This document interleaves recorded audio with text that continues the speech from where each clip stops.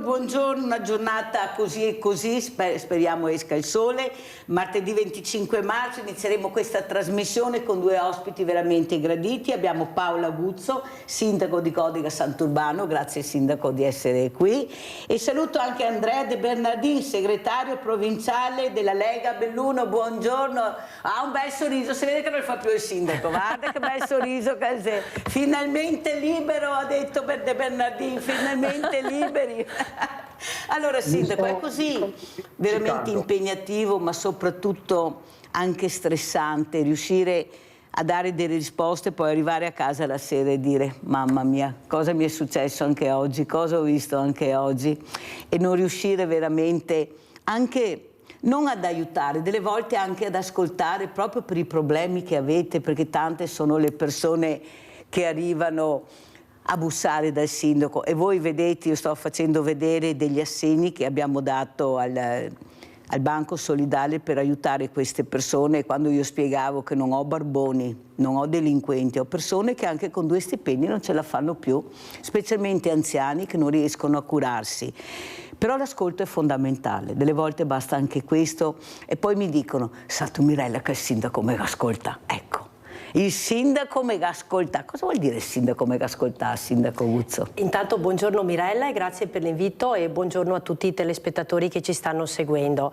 Ascoltare non è semplice, però è una parte fondamentale del nostro ruolo, la nostra attività come sindaci, perché l'ascolto ci permette di capire quelle che sono le problematiche delle persone nel nostro territorio e cercare dove possiamo di dare una risposta.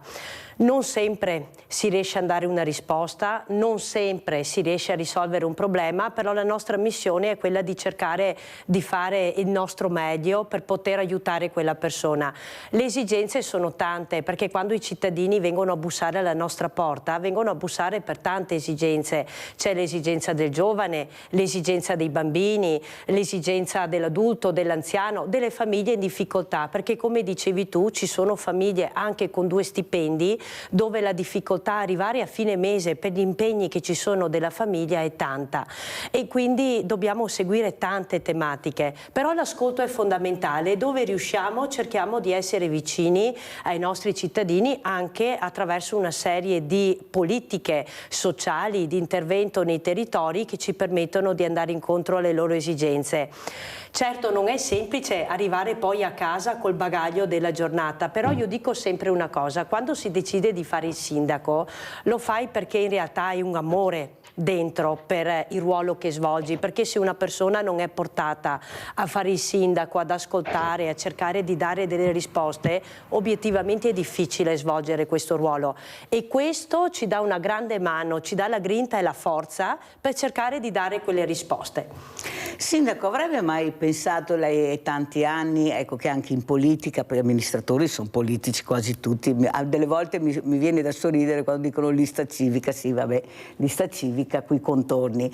Avrebbe mai immaginato qua nell'ex ricco nord-est a trovare situazioni familiari così precarie, veramente una solitudine pazzesca che riguarda sia i giovani che i diversamente giovani, proprio perché non c'è più la possibilità di dare servizi alle persone. Ecco, io dico questo.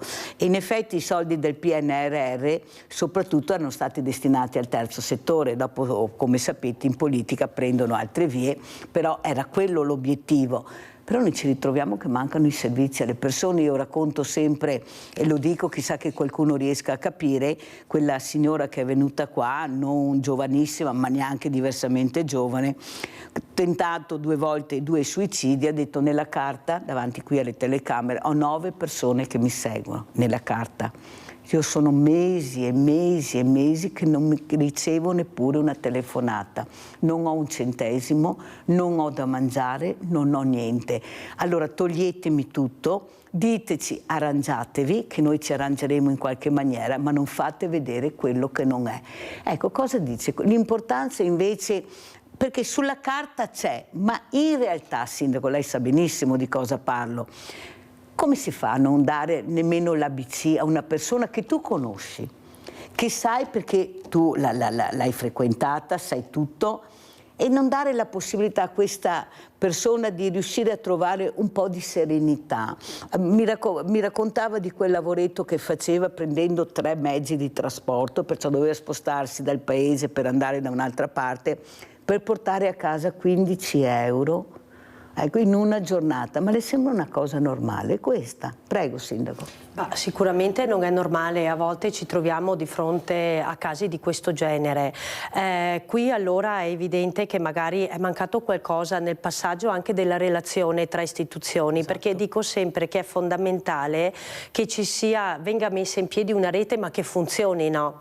Perché un conto è avere la rete sulla carta e un conto è avere una rete che funzioni in modo effettivo e concreto.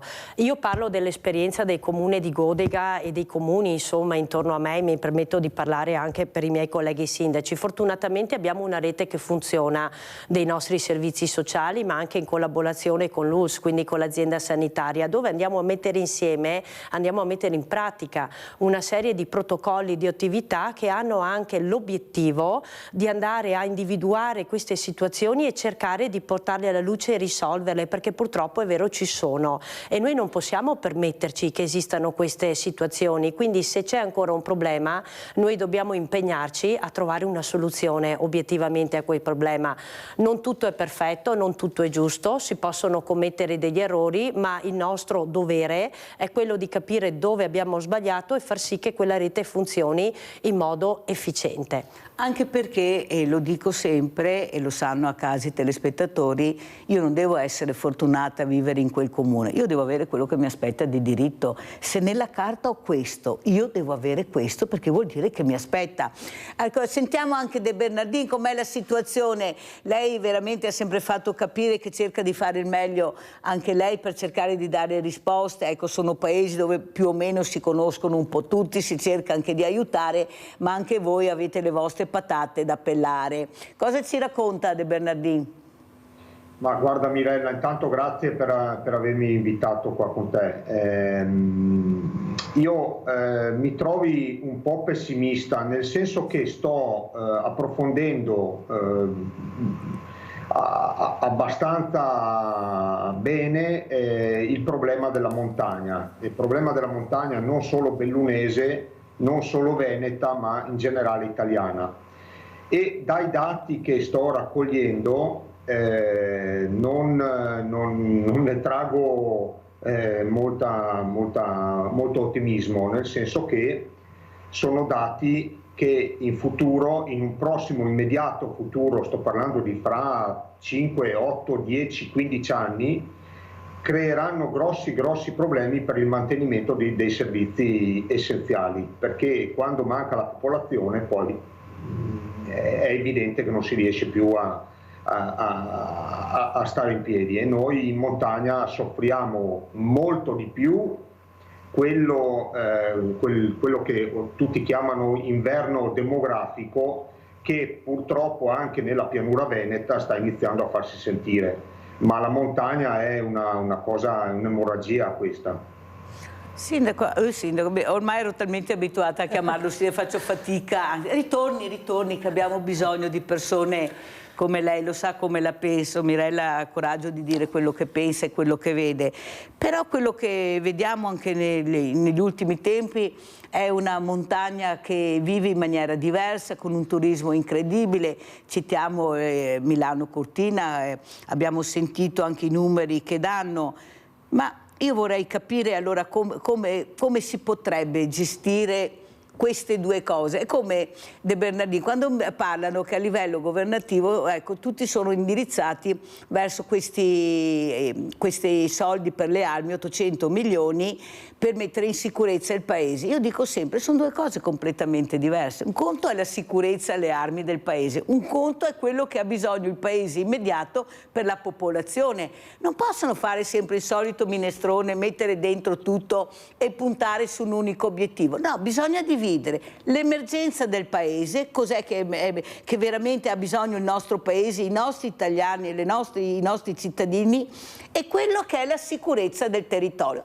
Sono cose completamente diverse. Possibile non si riesca a capire che veramente così non si può andare avanti. Lo sta dicendo lei, i giovani stanno scappando, già pochi ne abbiamo. Se lasciamo scappare anche quei pochi che abbiamo, dove andremo a finire? Faremo come gli Incas, spariremo. Sindaco, cosa dice lei, Sindaco Uzzo? Allora, il tema dei giovani che vanno all'estero è un tema molto, molto dibattuto in questo momento. Io ho sempre detto una cosa, io ho molto fiducia nei giovani. Spesso sento dire da alcune persone, ma i giovani no, non hanno voglia di fare, non hanno voglia di impegnarsi. E invece io penso che questo non sia vero, anzi, secondo me dobbiamo avere ottimismo nei confronti dei nostri giovani, perché loro le risorse le hanno, la voglia di fare ce l'hanno, magari forse a volte sbagliamo la modalità di coinvolgerli, però se riusciamo a trovare il modo giusto di coinvolgerli, di dare loro spazio, di dare loro voce e soprattutto di impegnarsi, sono una grande risorsa. Certo, magari forse dobbiamo impegnarci di più per trattenere ancora qui questi giovani, per dare spazio. Io parlo della nostra esperienza come comune di Godega di Sant'Urbano, noi abbiamo tante associazioni, abbiamo anche diversi giovani impegnati un po' in tutte le associazioni, dall'associazione culturale a quella musicale, anche alla protezione civile, per modo di dire. È bello vedere i giovani che entrano in protezione civile, ma anche in tutte le altre associazioni, e noi cerchiamo sempre di dare loro spazio e far sì che le associazioni possano coltivare i loro ragazzi e la loro realtà, perché ritengo sia fondamentale, un po' quella rete, no? Quella rete che se viene a mancare, manca proprio anche lo sviluppo della socialità nei nostri comuni, ed è quella rete che può accogliere i giovani. Quindi magari se ci impegniamo di più ad accoglierli nelle nostre associazioni, allora questi giovani hanno un ruolo ancora più importante per le nostre comunità e magari potrebbero impegnarsi anche in ruoli amministrativi per guidare queste comunità. Io di solito vado sempre a salutare i ragazzi nelle scuole, ma sai perché, Mirella? Perché voglio che vedano che ci sono anche le istituzioni per loro. E dico, se io vado a salutare lo studente alle elementari, alle scuole medie, nella scuola dell'infanzia, dico magari tra loro c'è anche un amministratore in erba, perché si ricorda quando il sindaco andava a salutarli e capiscono l'importanza del nostro ruolo, perché dico sempre, noi siamo i sindaci dei nostri cittadini, giovani, anziani, adulti, bimbi, ma siamo anche i cittadini delle associazioni, i sindaci delle associazioni, siamo i sindaci delle aziende, quindi anche del territorio produttivo che rappresenta comunque opportunità, crescita economica, posto di lavoro, ma siamo anche i sindaci di questi bimbi e di questi giovani, e chissà che loro possiamo dare la speranza e l'ottimismo per continuare a lavorare per le nostre comunità. Io la penso così. Allora abbiamo trovato un altro sindaco, sono 3, dove ci trasferiamo? Allora andiamo a Cortina, andiamo a Sarmede e andiamo a Godega Sant'Urbano a vivere, perché a noi piacciono questi sindaci. Cortina ha detto non ci sono problemi, soldi a palate, qual è il problema? Incredibile. Sarmede non ne parliamo, adesso abbiamo sentito anche a Godega. Allora De Bernardin cosa dice lei? Invece lei che dice mamma mia che fatica faccio, invece ecco, in una montagna che è bellissima, poi che tutti ci invidiano, abbiamo le più belle montagne del mondo, però sa De Bernardin cosa penso? Che non riusciamo a venderci bene, non riusciamo. Noi siamo bravi a creare, perché siamo veramente da un niente cosa riusciamo a tirar fuori, ma per quello che è la vendita del nostro paese, nonostante i numeri che abbiamo, ma non è possibile che noi troviamo queste situazioni solo dove la politica punta. Deve puntare anche su tutte le realtà, come ha detto il sindaco De Bernardin, sulle realtà che ci sono attorno a questo, perché sono realtà vive, sono realtà che veramente se perdiamo non ce ne sarà più per nessuno. Io ad esempio pensavo alle colonie, io ho i miei bambini che poi vedrete di queste famiglie che non hanno un centesimo, sindaco, né per fare i centri estivi, per fortuna adesso qualcosa ci sono accorte, furia di dirlo, ecco che bisogna intervenire, né per fare delle gite, né niente, perché non hanno un centesimo. Allora anche ieri parlavo, perché non riaprire le colonie come una volta? Possibile che non troviamo i soldi? Ma possibile gli aiuti per portare questi bambini, anche staccare la spina da quella che è, io vado su queste case, voi non avete idea la tristezza che vive all'interno, perché questi bambini vivono le situazioni dei loro genitori ed è terribile a 6, 7, 10, 12 anni vedere che questa famiglia non è in grado di veramente sostenersi. È una cosa, e sono bravi a scuola, sono educati, vengono al banco e non chiedono niente, non hanno voglia di niente, sono tristi. Dico, tesoro, ma cos'è che possiamo? Dai, fammi un bel sorriso, dimmi che non hanno più voglia di niente. Si arriva alla depressione. Avete capito che abbiamo le bambine a 9 anni anoressiche? Avete capito cosa sta succedendo? De Bernardin cosa ci dice? Dobbiamo puntare su questo, far capire alla politica che c'è anche un altro mondo, che siete voi che portate avanti il territorio, non ce ne sono altri, non ce ne sono altri. Prego De Bernardin. Ma la realtà montana è stata negli anni famosa per ospitare quello che tu hai definito in maniera semplice, ma quello che sono in realtà le colonie, quindi quei luoghi dove da determinati posti, generalmente di pianura, venivano portati i ragazzi in estate, soprattutto in estate, a passare lunghi periodi. Anche nel mio comune ce n'erano di importanti, ne avevamo una di Padova molto molto viva e una di San Marino che ha fatto vivere un periodo incredibile di contatti anche umani fra la gente del posto, quindi fra i ragazzi del posto e questi ragazzi che venivano su durante l'estate. Per noi era comunque un momento di festa quando arrivavano i bambini da San Marino o da Padova o dalle altre più piccole colonie che avevamo sul territorio. Credo però che il problema delle colonie sia stato un po' una cosa progressiva, quindi sempre più difficile gestirle, sempre più stringenti le normative.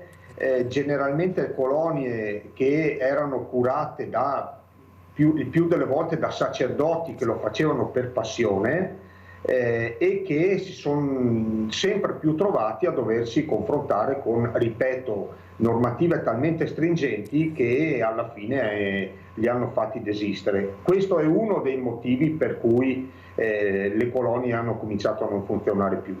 Poi ce ne sono chiaramente altri, anche i costi sono lievitati, c'è tutto una dinamica che ha portato a chiuderle praticamente tutte. L'esperienza che vivevano i bambini dalle città venendo per lunghi periodi in montagna, secondo me era molto molto formativa. Equiparo quasi il periodo delle colonie al periodo della Naia per chi l'ha fatta, quindi un periodo quasi militare dove c'erano degli orari, dove c'erano delle regole a cui attenersi e dove si usciva, a mio parere, poi rimane un mio parere, dove si usciva sicuramente più formati, anche più educati, mi viene da dire. E questo viene a mancare e si vede sia alle colonie che la Naia. La ringrazio De Bernardin, lo sa, delle volte non condivide quello che dice la Mirella, ma siamo in sintonia, siamo molto in sintonia con De Bernardin. Però non è mai troppo tardi, non è mai troppo tardi De Bernardin, perché noi abbiamo 350 associazioni di volontariato solo nel territorio. Eravamo primi in classifica come mondo del volontariato, siamo al 18° posto. Ci sarà un motivo, dico io. Allora non è che forse si può fare un passo all'atto e vedere come unire le forze per cercare di dare quelle risposte. Non è che non ci sono i soldi De Bernardin, non è che costa troppo, è che non vogliono puntare su questo. Non vogliono puntare su questo perché le esigenze politiche sono altre. Però alla fine io dico, voi fate tutto quello che fate e poi facciamo i conti però con questi giovani che se ne vanno, con questi bambini che, come dice De Bernardin, se non si educano da piccoli con delle regole, dei principi, dei valori, del sacrificio, ne avremo sempre di più, che alzeranno l'asticella e che veramente mettono in difficoltà tutti. Forse dobbiamo fare un passo. Ma chi può fare questo? Come l'ha detto lei, la politica. Chi è che ha messo questi paletti, queste regole pazzesche? Cioè una sagra non è uguale di un concerto, lo sa benissimo. Non è la stessa cosa. Sono due cose completamente diverse. Allora vediamo un attimino di capire perché il mondo del volontariato deve girare col commercialista e pagare il volontario. Dobbiamo pagare per fare i volontari, ma lo sa che la provincia mi aveva chiesto 80.000 euro per rimanere a fare il volontario perché dovevo mettere a posto il banco solidale che è della provincia. Ho detto no, ma ho capito male o non avete capito niente? Ma si rende conto a che livelli siamo? Perché come dice lei, la burocrazia impone una certa sicurezza, ma la vuoi far pagare i volontari che già ti mettono una pezza dove tu non riesci a metterla proprio per cercare di aiutare le famiglie? Andiamo a vedere questi assegni. Anche quest'anno, grazie al 5 per 1000 che abbiamo ricevuto dagli amici di Rete Veneta, siamo in grado di aiutarti. Ti diamo questo assegno perché tu possa affrontare tutte le cose che hai da affrontare, perché so che hai un lavoro precario e che stai cercando un lavoro più retribuito, con una giusta retribuzione. Non emozionarti, perché io so che chi ha bisogno, diciamo, si sente il cuore gonfio di tanto dolore e se lo tiene tutto dentro.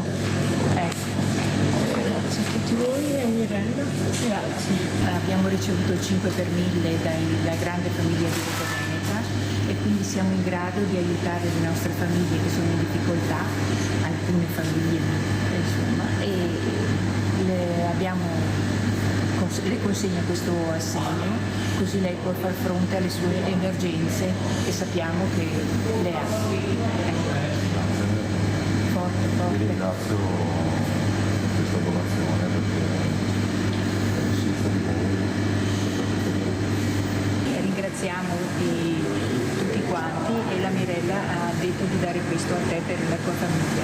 Ok, grazie, ringrazio Mirella per questo assegno, per l'aiuto per tirarmi un po' su con mio figlio e ringrazio anche la crisi di Veneto,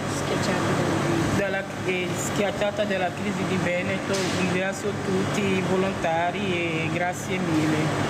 La grande famiglia di Rete Veneta arriva anche quest'anno col 5 e la Mirella ha fatto fare degli assegni per le persone, per le famiglie che abbiano necessità e quindi tengo questo assegno che è per lei, per la sua famiglia.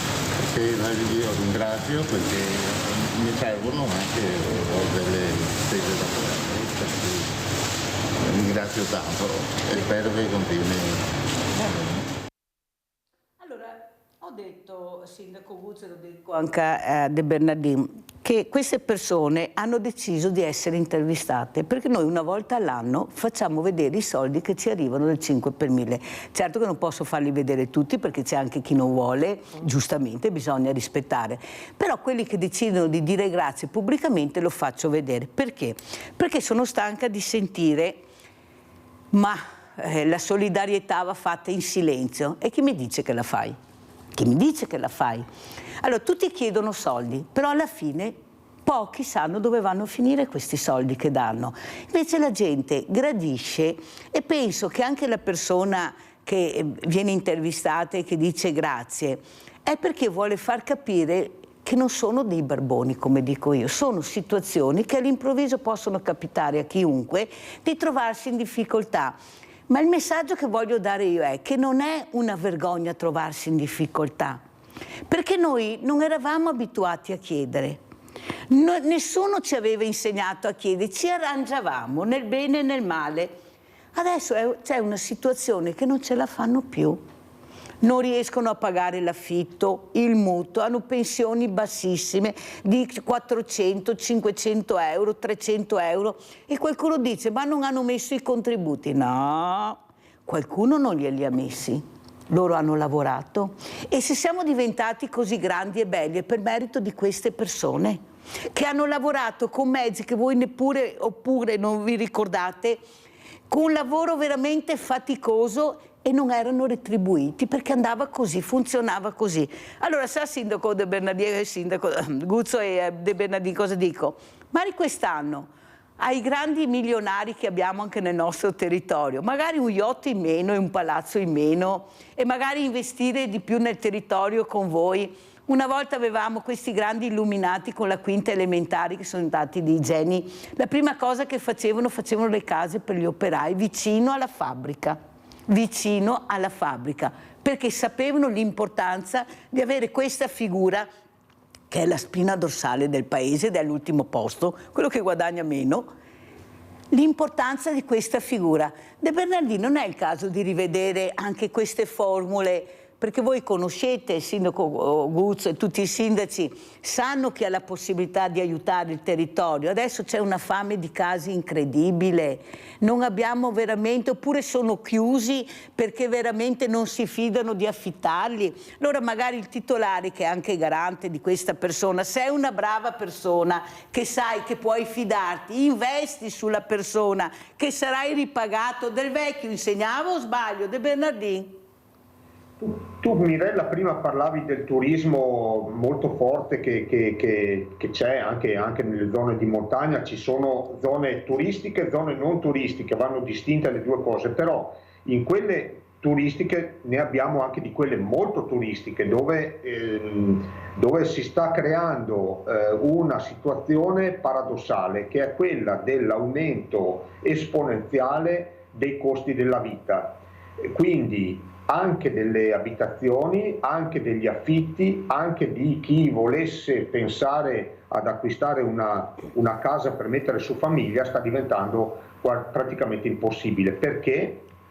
Perché il turismo ti spinge a gestire il tutto come se fosse solo ed esclusivamente rivolto al turista, quindi il turista che comunque è un turista magari anche danaroso, arriva, riesce ad affittare un appartamento a cifre incredibili per magari una settimana e quindi io che ho l'appartamento da poter affittare preferisco affittarlo una settimana al turista danaroso che non 6, 8, 10, 12 mesi o 2 anni, 4 anni al residente. Quindi si sta creando un problema di povertà nella ricchezza, cioè ci sono zone turistiche dove molti montanari, molti residenti, molti autoctoni stanno diventando poveri perché c'è paradossalmente una ricchezza che alle loro spalle si sta facendo sempre più evidente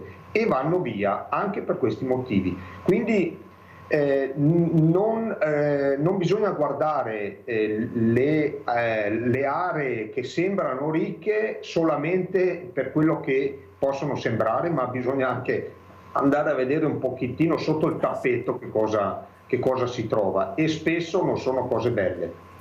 Abbiamo il nostro Rinaldo, scusami Rinaldo ti ho fatto aspettare ma capisci l'importanza perché non ho sempre questi ospiti e quando li ho cerco di andare a fondo sulle questioni che mi interessano perché capite che non è che il mondo del volontariato debba riuscire a fare quello che dovrebbe fare la politica. Quando dico che aumentano i banchi alimentari mi vengono i brividi perché vuol dire che non va bene, no che va bene. Abbiamo, vai Rinaldo. Rinaldo? Ho perso Rinaldo. Sindaco, beh, adesso lo riprendiamo. Come commenta quello che ha detto anche De Bernardini, ha parlato col cuore, c'è questo problema, la polvere sotto il tappeto, ma un bel momento questo tappeto lo dovrai pure alzare? Sicuramente quello che lui ha rappresentato adesso è un problema importante perché appunto le famiglie che abitano in un luogo che a livello turistico ovviamente ha sviluppato un valore diciamo che è cresciuto nel corso degli anni li mette paradossalmente in difficoltà, quindi paradossalmente chi è nato e cresciuto in quei luoghi si trova costretto travolta a dover allontanarsi da quei luoghi, cosa che francamente non dovrebbe succedere, giusto? Esatto. Perché chi quei luoghi li ha coltivati, li ha crevati, perché poi la montagna non è facile. Il mio papà era originario, la famiglia del mio papà di Enego. Dai. E mi raccontava quando anche da piccolo andava su dalla sua famiglia e la vita in montagna non è mai stata facile, diciamo. Quindi sicuramente coloro che abitano, che da generazioni abitano in montagna, sono coloro che con il loro sforzo, il loro lavoro, la loro fatica e le loro mani hanno creato una ricchezza e paradossalmente, è brutto sentirlo dire, sono costretti a dover andare via. Allora, fermo un secondo perché sennò Sì.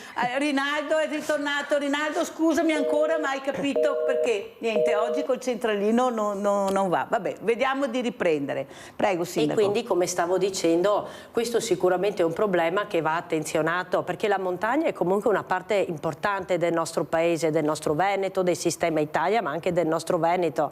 Il nostro Veneto è stupendo, è fatto di laghi, di montagne, di colline, di pianure. È un territorio, io dico sempre che io sono sempre stata una fautrice dell'autonomia, perché ritengo che il Veneto abbia una grande ricchezza sotto tutti i punti di vista e secondo me siamo invidiati anche a livello europeo, perché siamo la terra della cultura, della storia, come tutte le altre regioni italiane, per l'amor di Dio, come Certo. tutta l'Italia, che è storia di cultura, no? È un paese, scusate, di cultura e di storia, ma storia architettonica, storia del territorio, storia delle nostre popolazioni, delle nostre I borghi più tradizioni. belli, parliamo dei borghi più belli. Ferma, Sindaco. Rinaldo, ci sei? Sì, Eccolo Mirella, qua. ci sono. E allora, ciao Mirella e buongiorno ai tuoi ospiti. Ciao. Buongiorno. Mia vorrei salutare la mamma di Mattia Battistetti. Sì. Vorrei salutarla e sapere se ha risolto i suoi problemi, perché so che è ancora lontana. E dopo vorrei salutare un amico che abbiamo, che è Moreno Pesce, al Montanaro, un nostro caro amico di chi e di noi altri che ascoltiamo. Va bene. Basta? E dopo, Siete emozionato, sei nato stamattina. Mirella. Te sei andato al caffè per attraverso? sta attenta Mirella, mi volevo dire una roba. Mi andavo in colonia che avevo 9 anni, ne avevo 81. Sono sta a Cortina dai suore, sono sta a Dosorino e sono sta a Ponte del Legno, perché ogni anno ne abbiamo una famiglia numerosa e tramite il comune e i preti andavamo su queste colonie. Ma non un bel ricordo, ancora di più, perché come che dice il sindaco, avevamo i nostri orari, avevamo il signorile che mi insegnava, viene imparare qualcosa, ma viene imparare robe che avevo ancora indosso, cioè è una bella esperienza appunto io, a 9 anni andare lontano da casa, vedere chi che piangeva, vedere chi perché è un'esperienza che ti diventi grande facendo queste robe e ti impari a conoscere la montagna che non dava nessuno in montagna. E allora cosa vuol dire? Il sindaco ha ragione, queste robe dovrebbero essere ancora alle famiglie numerose che ha bisogno di stare i quadri, 4-5 fratelli, di dare possibilità delle bambine che hanno in montagna. Al governo, i sindaci zero, perché per i soldi che ha da amministrare e le robe da fare, i zero, le sole che rogne fare il sindaco, dalla Ion e la sindaca qua, che io faccio col cuore, non io faria se no. E dopo le montagne, c'è beh, i ciapaschei, ma i soldi non restano in montagna, va tutti via. I va spartiti per pochi i skei che tira su una montagna. La capivo Mirella? Non c'è soldi che resta in montagna, come Venezia, che gli dite il paga le tasse fuori. Ma di cosa stiamo dire per la Cortina? Cosa è la Cortina? Non è sempre il Veneto, perché decide Roma. Decide Milano e Cortina. Grazie Rinaldo, andiamo avanti, se no non ce la faccio, grazie, sei stato molto chiaro. Ho sentito De Bernardino, chiama anche Rinaldo sindaco, perché l'abbiamo conosciuto, sarà meglio che si rimette in pista De Bernardino per le prossimamente su questi schermi. Allora, come commentiamo quello che ha detto Rinaldo, poi sentiamo anche la sindaca Guzzo. Ma allora, Io non vorrei fare Mirella, non voglio spostare l'argomento sulla politica, però mi sento di dire che la discussione mi porta a dire che il Veneto vive anche una concorrenza sleale con le due regioni contermini. Perché noi, ricordo soprattutto la provincia di Belluno, ma anche parte della provincia di Treviso, di Vicenza e anche di Verona, si confina con il Trentino Alto Adige e col Friuli. Quando tu guardi dall'altra parte e vedi che riescono a fare delle cose che noi non potremmo neanche pensarci di fare, l'ultima è che danno, in qualche comune del Trentino, danno 100.000 euro a chi vuole andare ad abitare in quel comune, e noi al di qua guardiamo inermi a questa cosa. Mi viene da dire che combattiamo anche una battaglia un po' svantaggiata. Io ho parlato con degli ex colleghi sindaci, Gaiarine, Porto Buffolè, Oderzo, tutta l'area che confina con il Friuli Venezia Giulia, e anche lì si riscontrano delle differenze dove vedi che di là il dipendente pubblico prende 200-300 euro in più al mese. Quindi si formano da noi e poi, se possono, se ne vanno, si trasferiscono dall'altra parte a lavorare. Quindi non dico che bisogna perorare la causa dell'autonomia a tutti i costi, però mettiamocela in testa che chi ha l'autonomia sta sopportando meglio sia la crisi che lo spopolamento, che anche problematiche legate alla gestione del sanitario, del sociale, come abbiamo detto prima. Sindaco, fermo un attimo De Bernardin, perché abbiamo Sandra da Padova. Vai Sandra. Ciao Mirella. Ciao. E buongiorno agli ospiti, e sono d'accordo con quello che hanno detto. Io sono diversamente giovane e io sono stata in colonia perché mio papà lavorava alla Saimp e ogni mese lasciavano giù una piccola quota che poi andava a sommarsi per una parte della retta. E sono stata agli Alberoni e ho un ricordo bellissimo, Mirella, perché era una colonia bella di più, con la chiesetta, non mancava niente. Ho ancora il ricordo del caffè latte alla mattina, che aveva un profumo, sarà perché il latte di una volta era più buono. Forse sì. E si giocava, si andava anche a messa, e poi c'erano gli orari per andare in spiaggia, c'era una spiaggia che dava direttamente dalla colonia, insomma, il passaggio, e c'erano delle suore, ma c'erano anche delle signorine. E devo dire che dirò in privato a te quando sarà il momento, io ho avuto anche un problema, sanitario, perché c'era anche l'infermeria, e devo dire che ringrazierò sempre chi mi è stato dietro, la dottoressa a quell'epoca. Io ho tanti anni, Mirella, però sono bei ricordi. Allora, perché chi lavora nelle fabbriche, negli uffici, in comune, non lasciano giù una piccola quota ogni mese per agevolare sti bambini, sti ragazzi? Perché mica tutti hanno la casa in montagna al mare. Poi primo ti levano dalle strade, perché non c'era solo il pallone, c'era tutto femminile dove sono andata io. Adesso c'è bello anche sto misto femmine, maschi, però dovrebbero imporre, ecco, perché vedo che quando vogliono, da Roma, impongono una cosa e non c'è verso di fare retromarcia. Allora dovrebbero imporre ogni esercizio pubblico, che sia il comune, che sia la fabbrica, che sia una piccola parte. Non credo che 10 euro al mese, non chi prende, è logico, 500 euro, Mirella, no, però chi prende uno stipendio adeguato, una piccola parte, chi 5-10 euro al mese, penso che andrebbero a compensare le esigenze della comunità. Grazie Sandra, devo chiudere perché devo andare anche in pubblicità, sei stata molto chiara, poi sentiremo come commentano questa telefonata i miei ospiti. Pubblicità.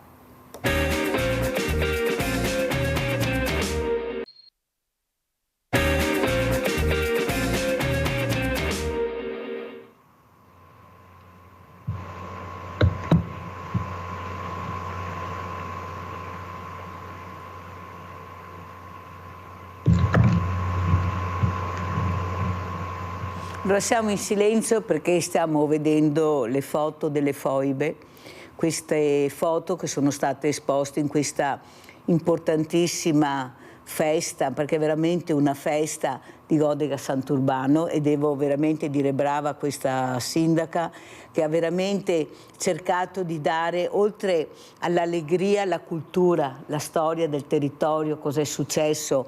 È stata una mostra molto visitata e dobbiamo ringraziare Dio ti salvi Perin, questo uomo che veramente sta cercando di far ricordare quello che è successo, ma anche i mezzi che si aveva una volta per lavorare, per spostarsi, per arrivare, e soprattutto delle foto, delle immagini, dei racconti che fanno veramente riflettere.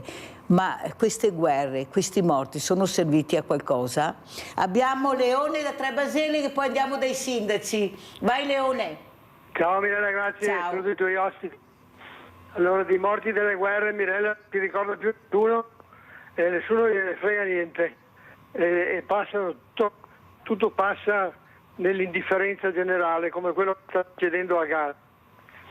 Volevo chiedere al signor Bernardin se non sarebbe ora di avere un presidente della regione che viene dalla montagna, così almeno si occupa, sa i problemi della montagna e si occupa un po' di più della montagna. Poi volevo chiedere se si sta facendo qualcosa per il bostrico. Ciao Mirella, grazie. Grazie a te Leone, prego De Bernardin.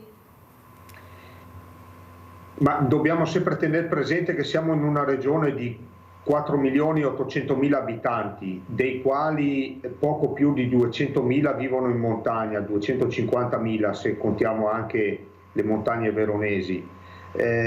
Quindi è ovvio che la politica è più facilitata, il politico è più facilitato a ottenere voti se viene dalla pianura, perché è una questione di numeri e non c'è niente da fare.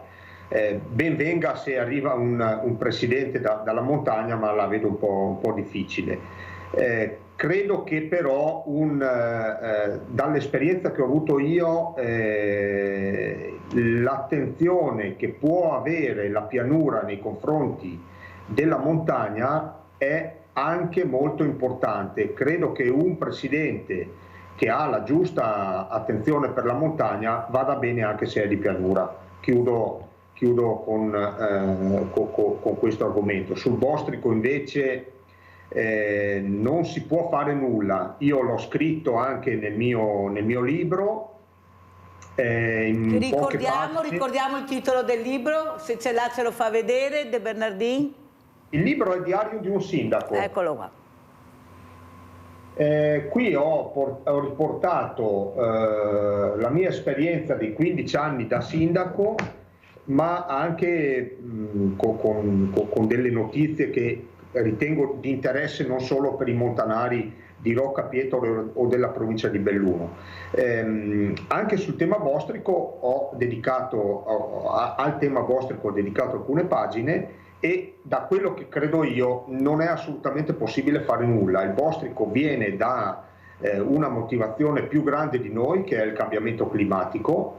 Il bostrico sta facendo un disastro a tutti gli abeti che sono rimasti molto scossi, molto indeboliti dalla tempesta Baia. È una cosa che è già successa in Slovenia, in Austria, in Germania, in Francia, e non c'è niente da fare. Purtroppo, finché non esaurisce la sua opera di distruzione, cosa che sta avvenendo perché si sta un po' calmando, per fortuna, la diffusione di questo coleottero, non si può fare nulla purtroppo, e lascerà dei segni molto molto brutti e anche pericolosi. Adesso andiamo dalla sindaca Guzzo in merito invece a questa sagra di Godega Sant'Urbano, una festa meravigliosa. Io ho partecipato, sono andata sia l'anno scorso che anche quest'anno invitata da Dio ti salvi Perin, e quello che ho visto è stata un'allegria incredibile. C'erano le famiglie che si divertivano di tutte le età, tantissimi giovani.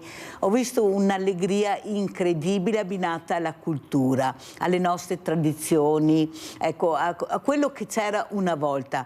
E devo dire complimenti, perché in un spazio anche se grande ma limitato c'era il mondo, cioè tu potevi scegliere, decidere cosa fare, cosa volevi, e veramente staccavi la spina per ore, dicevo, mamma che peccato, è già mezzanotte, devo andare a casa. Allora cosa vuol dire? L'importanza di unire la cittadinanza, la società, i paesani, che sì, i giovani, le famiglie, c'erano i nonni, i genitori, i nipoti, era bellissimo, guardate. Ecco, forse bisogna puntare più su questo per far staccare la spina, però giustamente avete bisogno di risorse, che non è che una cosa del genere costi poco. So che anche lei è stata messa nel mirino perché i bandi, perché... Allora spieghiamo perché ha dovuto fare anche questo, cercando di fare, oltre alla sicurezza, di dare un qualcosa di importante. Non è facile, prego. Certo, sicuramente non è facile organizzare una manifestazione così, ovviamente poi le pubbliche amministrazioni devono anche seguire dei percorsi. Noi cerchiamo sempre di dialogare con tutti e trovare quella che è la soluzione migliore per organizzare l'evento. Come mi dicevi tu, Mirella, l'antica fiera di Godega di Sant'Urbano è il momento che attendono tutti, ma non solo in paese a Godega, anche tutti intorno, perché è, diciamo, la manifestazione che apre un po' verso la primavera, tutti escono, se ci sono belle giornate poi è vero si stacca la spina tutto il giorno, perché in uno spazio di circa 30.000 metri noi abbiamo tutto, abbiamo il cuore della manifestazione che è l'agricoltura, perché è nata così e parliamo di una fiera che praticamente è millenaria, quindi l'agricoltura, ma nel corso degli anni è cambiato forma proprio per diventare la fiera della famiglia, la manifestazione della famiglia, e lo hai visto anche tu. Avevamo la parte storica, e qui ringrazio Dio ti salvi Perin che collabora con noi da anni, anche Loris Perrucca, anche lui che ci porta tutti i trattori d'epoca. Dio ti salvi Perin ci porta grandissimi macchinari d'epoca, ci porta anche collaboratori, anche quest'anno spiegavano il meccanismo del mulino per la macinatura Adriano, e quant'altro, sì. che abbiamo avuto, e vi garantisco che i bambini, ma la cosa più bella, con le famiglie, con i genitori e con i nonni si fermavano. Poi è la fiera anche dell'inclusività, gli amici a quattro zampe anche per la pet therapy, ma gli amici a quattro zampe per i bambini.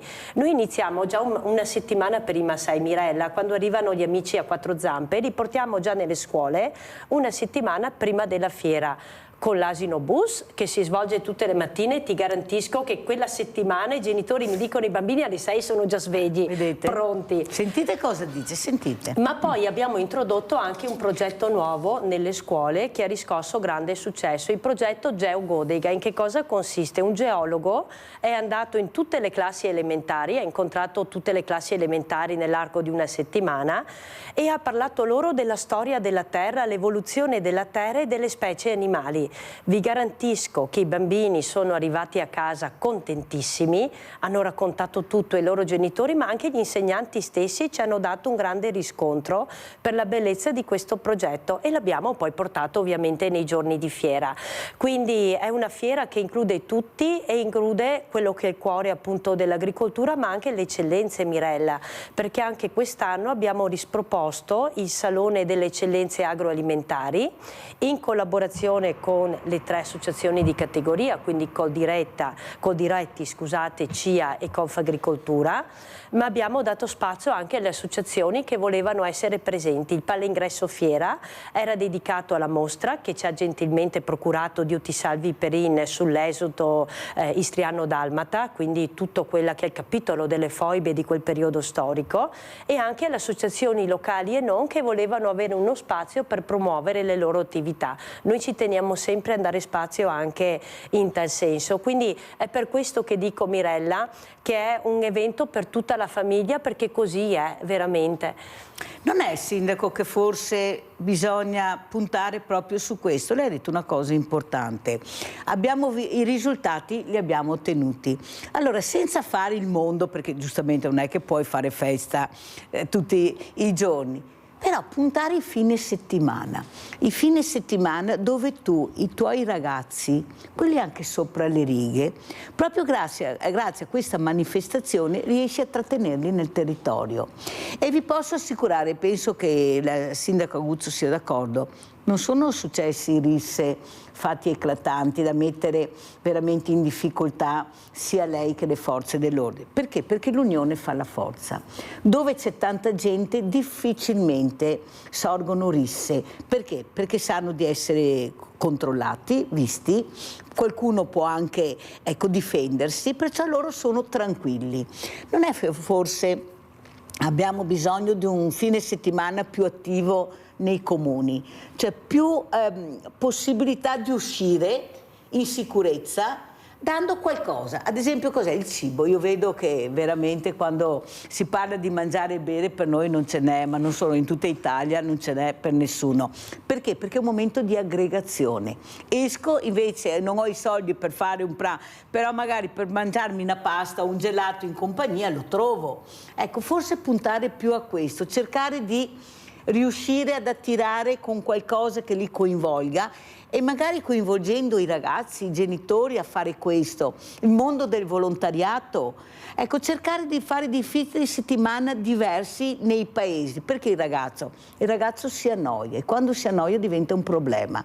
Allora cerco di andare da un'altra parte dove non mi conoscono, non mi vedono, magari faccio in quelle poche ore disastri, per non cercare di trattenerli. Cosa ne pensa De Bernardin? Lei è anche un esponente politico, perché qualcosa bisogna pur fare, perché in attesa che si muovono con le leggi questi minori super tutelati, guai a toccare il minore perché è protetto, a sbagliare. Mettiamoli in gioco sti ragazzi e vediamo cosa riusciamo a fare. Vuoi essere protagonista? Perfetto, ti faccio diventare protagonista. Dimmi dove vuoi essere protagonista, perché non ne veniamo mica fuori. Guardate che stanno alzando sempre di più l'asticella. Ecco, ma riportarli anche a Rocca Pietro, riportiamo a Rocca Pietro a far fatica, ma divertendosi non sarebbe male. Tanto li togliamo dal territorio, intanto li mandiamo da un'altra parte e poi vediamo se dopo, come dice De Bernardin, dopo 2 mesi, magari 2 mesetti di studio, lavoro, perché si può fare tutto, non è. Abbiamo associazioni di volontariato preparatissimi, non è che non sono preparati, vediamo chi può fare e chi aiutare. Prego De Bernardin.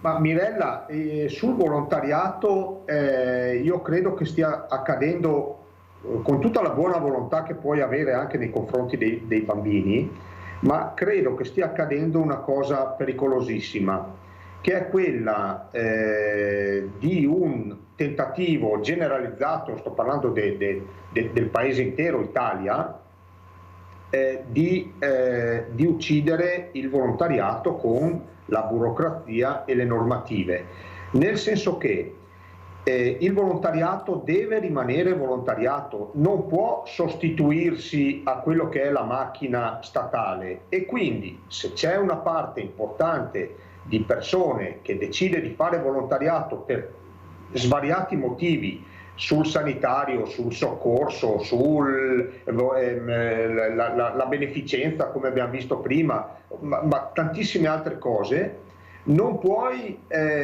obbligarli volontariamente, senza chiaramente prendere una lira, perché sennò non sarebbe più volontariato, ad adeguarsi a normative che sono troppo stringenti, perché si comincia a vedere che sempre meno volontari sono disposti a fare corsi infiniti, difficilissimi, a passare esami come se fosse un lavoro vero e proprio, e molti stanno cominciando a tirarsi indietro. Mi viene in mente il grande volontariato che ruota attorno alle ambulanze. Sta succedendo questo.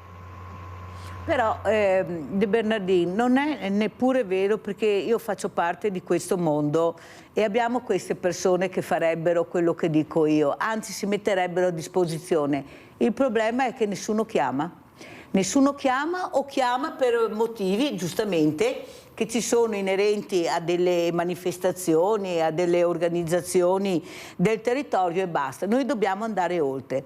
Chi è che fa volontariato, De Bernardini? Cosa fai tu come volontario? Che associazioni hai? Chi sono i tuoi volontari? Basta che schiacciano un bottone e sanno tutti, perché siamo regolarmente iscritti in regione, sanno tutto. Facciamo rendicontazione, facciamo tutto. Allora, se io porto questi ragazzi in montagna, chi mi può aiutare? Delle associazioni che sono idonee a far questo, non che dobbiamo improvvisarci a diventare educatori. Noi abbiamo fior di educatori, dei professionisti gratuiti che possono fare questo, si mettono a disposizione.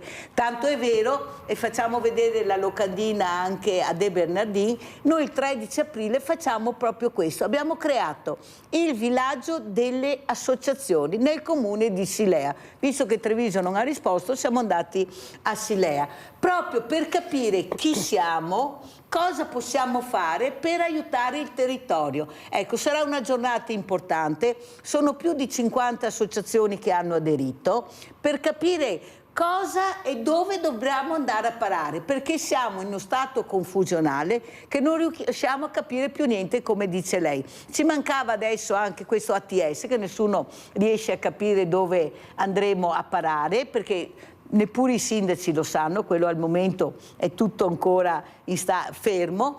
Allora capite che noi ci muoviamo per far capire alla politica che ci siamo, che se ha voglia di migliorare anche la situazione del territorio si può fare con persone preparate, esperte. Cito gli alpini ad esempio. Gli alpini non fanno il campo scuola. Hanno dei numeri incredibili, De Bernardini, di ragazzi che vorrebbero partecipare, però sono da soli, più di tanto non riescono a gestire. Ma quante associazioni hanno che potrebbero fare questo? Chi è che lo sa? Nessuno? Perché tutti facciamo tutto in maniera che c'è confusione. Sindaco Guzzo, come commenta e poi come ci saluta, perché abbiamo finito il tempo. Beh, per quanto riguarda il campus estivo degli alpini, credo sia una bella iniziativa, è partita da un po' di anni, sì, no? E appunto diciamo, la lista di attesa di quelli che si iscrivono fa capire anche quanto sia sentita, insomma, quanto abbiano voglia di partecipare i ragazzi.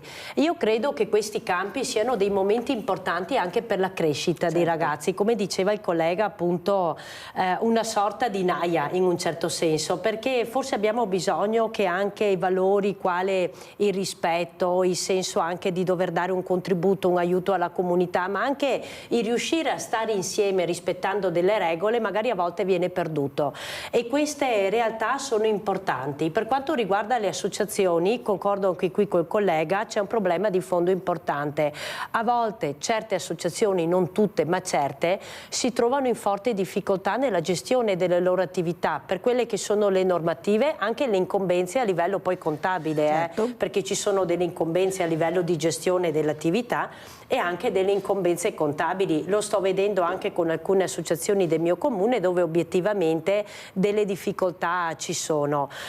Siamo fortunati ad avere una realtà, la presenza delle associazioni in genere nei nostri comuni è sempre importante, quindi speriamo di riuscire a mantenere vive queste realtà, perché effettivamente sono la rete sociale, la rete in cui possiamo anche trattenere e mantenere i nostri giovani, e magari qui credo che, come ti accennavo prima fuori onda, ci sia un ruolo anche importante delle famiglie, dove i genitori siano promotori nel far conoscere i loro figli quelle che sono le realtà associative.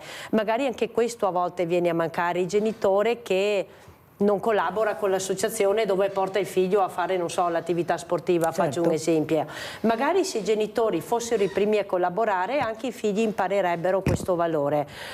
Non tutti, per carità, perché tanti genitori si impegnano, però se anche qualcun altro si impegnasse, magari le nostre associazioni lavorerebbero ancora meglio. Anche noi potremmo aiutarli in qualità di genitori. Mi ci metto anch'io, un bimbo di 3 anni, tra qualche anno anche lui inizierà a fare delle attività e spero di riuscire a dedicare il tempo a queste attività per aiutare le associazioni e quindi aiutare il nostro tessuto sociale, è fondamentale. Grazie a Paola Guzzo, sindaco di Codega Sant'Urbano. Sentiamo come ci saluta De Bernardini. Una parte importante la può fare col ragazzo, col bambino, la può fare anche chiaramente la famiglia, perché io ho un'attività dove il mio lavoro mi porta ad essere a contatto con tanta gente, vedo come si muovono le famiglie, le dinamiche. Io non ho figli, quindi non voglio fare l'insegnante di chi invece ha più esperienza di me, però vedo che spesso c'è una difesa a priori del figlio. La difesa a priori credo che vada un po' in contrasto con quello che abbiamo detto prima, e quindi che andrebbe bene riaprire le colonie per far fare una piccola naia, fra virgolette, ai bambini. Un po' di rigore in più anche nelle famiglie secondo me potrebbe aiutare molto, oltre al lavoro che potrebbe fare il volontariato. Allora, ricordiamo anche il libro, lo facciamo vedere perché è un libro che merita di essere letto. Eccolo qua, il diario di un sindaco, bellissimo anche questo titolo, che fa capire anche la passione che ci ha messo De Bernardin e che poi l'ha messa proprio su carta, l'ha scritta, e questo rimarrà. Grazie veramente, grazie a Andrea De Bernardin, segretario provinciale della Lega Belluno, grazie al sindaco Paolo Aguzzo. Pubblicità.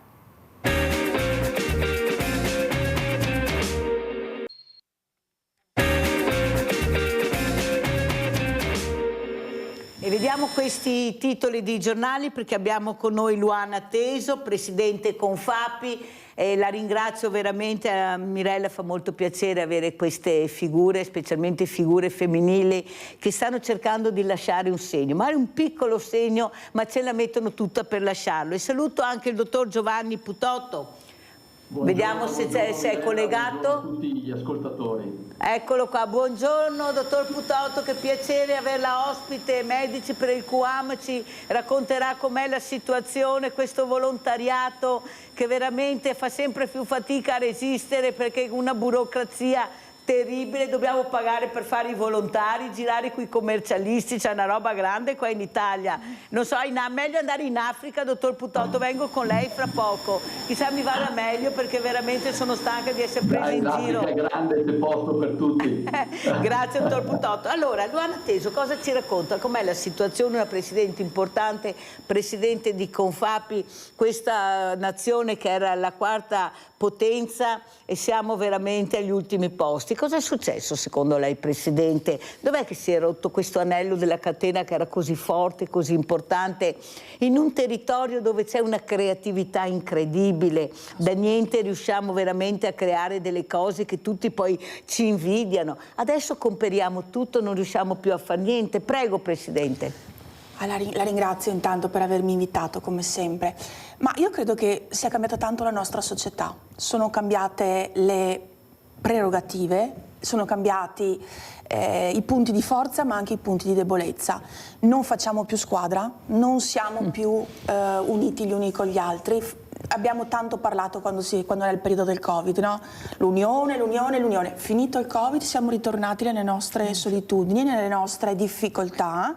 Siamo ritornati a non avere qualcuno che ci dà una mano, e quando ci dà la mano facciamo anche noi a volte fatica ad accettarla. Un po' anche perché noi veneti siamo un pochettino orgogliosi, no? Cerchiamo sempre di volercela fare, proprio per le risorse che diceva lei prima, no? Quindi siamo sempre convinti che abbiamo le risorse, possiamo farcela.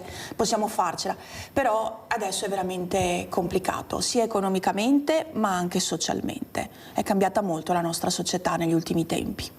Dottor Putotto, lei come vede la situazione, cosa ci racconta? Voi avete dei numeri incredibili, cosa sta succedendo fuori del nostro territorio, dove veramente la si tocca con mano, non la povertà, la miseria, proprio non aver niente di niente da nessuna parte, questi giovani, queste creature che devono fuggire per chi riesce, per trovare un po' di respiro, per cercare di avere un futuro migliore, però quando arrivano qua non è che siano ben accetti, specialmente io, dottor Putotto, l'ho invitata perché voglio anche un suo parere.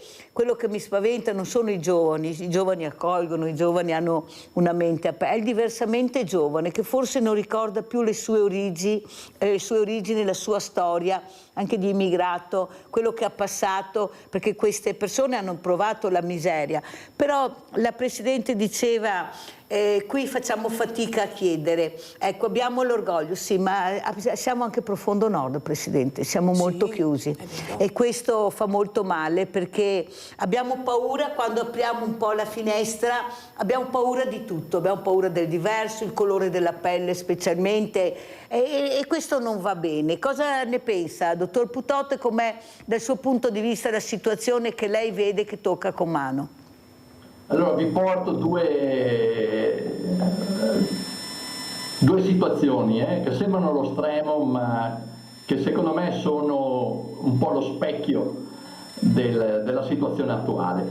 Allora la prima è in giro per il mondo ci sono persone, comunità, nel nostro caso donne e bambini, che fanno una grande fatica ad accedere a servizi semplici, sanitari, salvavita.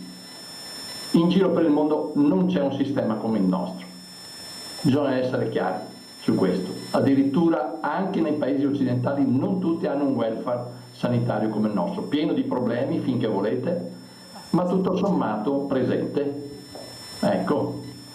E quindi le donne in Africa, in tante parti d'Africa, donne gravide, muoiono perché non hanno l'accesso, specie in l'ultimo miglio, come nella foto che vedete dietro.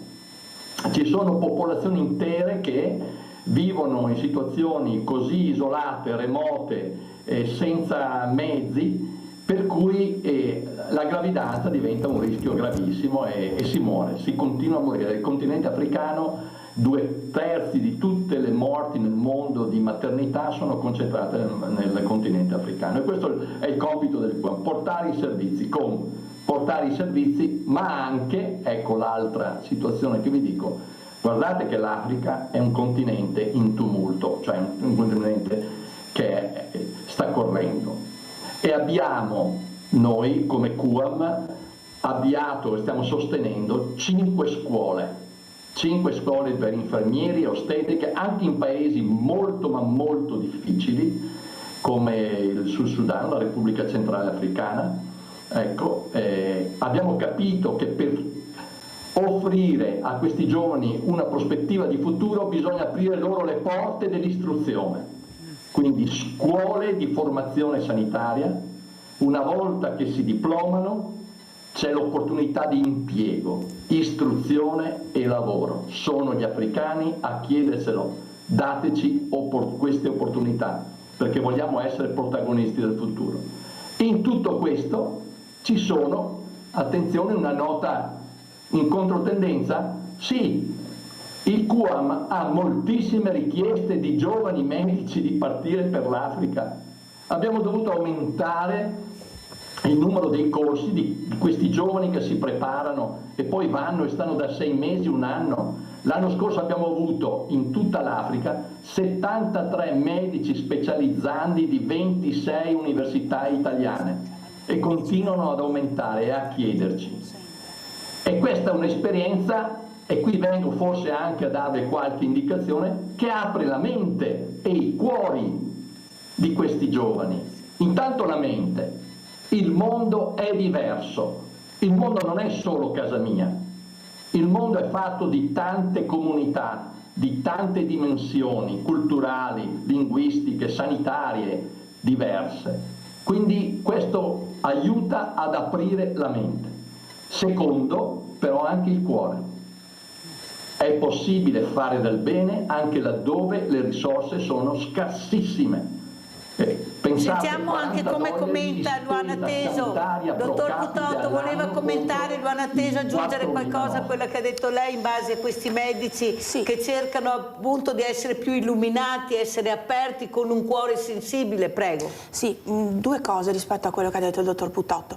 È vero, sulla carta abbiamo forse la sanità migliore al mondo, il problema sono gli ingranaggi intermedi che la rovinano e che la rendono poi difficile a livello pratico. Quando lui dice che ci sono dei tanti medici che preferiscono andare all'estero, e magari noi qui siamo in carenza di medici, perché non dimentichiamoci che anche qui avremo bisogno di giovani medici, ma preferiscono andare all'estero perché? Perché è più gratificante, perché comunque ci sono meno difficoltà, perché comunque riescono a sentirsi veramente utili. Il medico è una missione, molte volte chi vuole fare il medico vuole realmente aiutare, vuole realmente sentirsi utile e non far parte di graduatorie e di meccanismi che stanno veramente, a mio avviso, un po' rovinando la nostra eccellenza di sanità. Dottor Putotto cosa dice? Prego. Beh, il tema della motivazione è un tema chiave. Oggi penso che l'impegno di tutti, delle istituzioni ma anche di un'organizzazione come la nostra, sia quello di offrire ai giovani in particolare, e nel nostro caso anche ai giovani con professioni sanitarie, medici, infermieri, ostetriche e quant'altro, delle opportunità per riscoprire il valore della professione sanitaria come valore della cura alla persona. Prendersi cura della persona è un fatto che ti porta al di fuori di te stesso e ti fa vedere il valore che puoi avere, il valore comunitario e il valore della comunità stessa. L'Africa in questo senso è una grande scuola, perché ti porta a contatto con delle persone che hanno poco o niente e, come diceva prima giustamente la Presidente, questo ti porta a sentire nel profondo il valore della tua professione, ma anche della tua persona, della tua missione nel mondo. Vi dico che dopo, quando tornano in Italia, anche questi giovani medici li vediamo tantissimo impegnati, e con gli anziani, e con i disabili, e con gli altri gruppi vulnerabili, i migranti e così via. E questo è un esercizio, una palestra di apertura mentale, come vi dicevo, ma anche d'altro capo di riscoperta del senso profondo della vocazione sanitaria. Allora, dottor Putotto, io racconto adesso quello che mi capita e lo dico anche alla Presidente di Confapi, Luana Teso, perché qualcosa non mi torna e vorrei anche un suo parere, dottor Putotto. E allora io molte volte, spesso, entro in queste comunità dove ci sono questi ragazzi che arrivano e finché non hanno, perché adesso andiamo a colori, c'è un colore, finché non arrivi all'arancione non puoi uscire né andare da nessuna parte. Allora io chiedo a questi ragazzi, perché loro la prima cosa quando mi vedono mi dicono: dottor Putotto, fammi lavorare. Prima cosa che quando mi vedono: Mirella, trovami qualcosa. E chiedo: Presidente, cosa sai fare tu? E mi dicono, lo dico tutte le mattine, chissà che qualcosa, oltre al rosso, arriva qualche altro colore, ma più vicino a quello che penso io. So fare l'agricoltore, il falegname, il fabbro. Ah sì, dico io. Sì.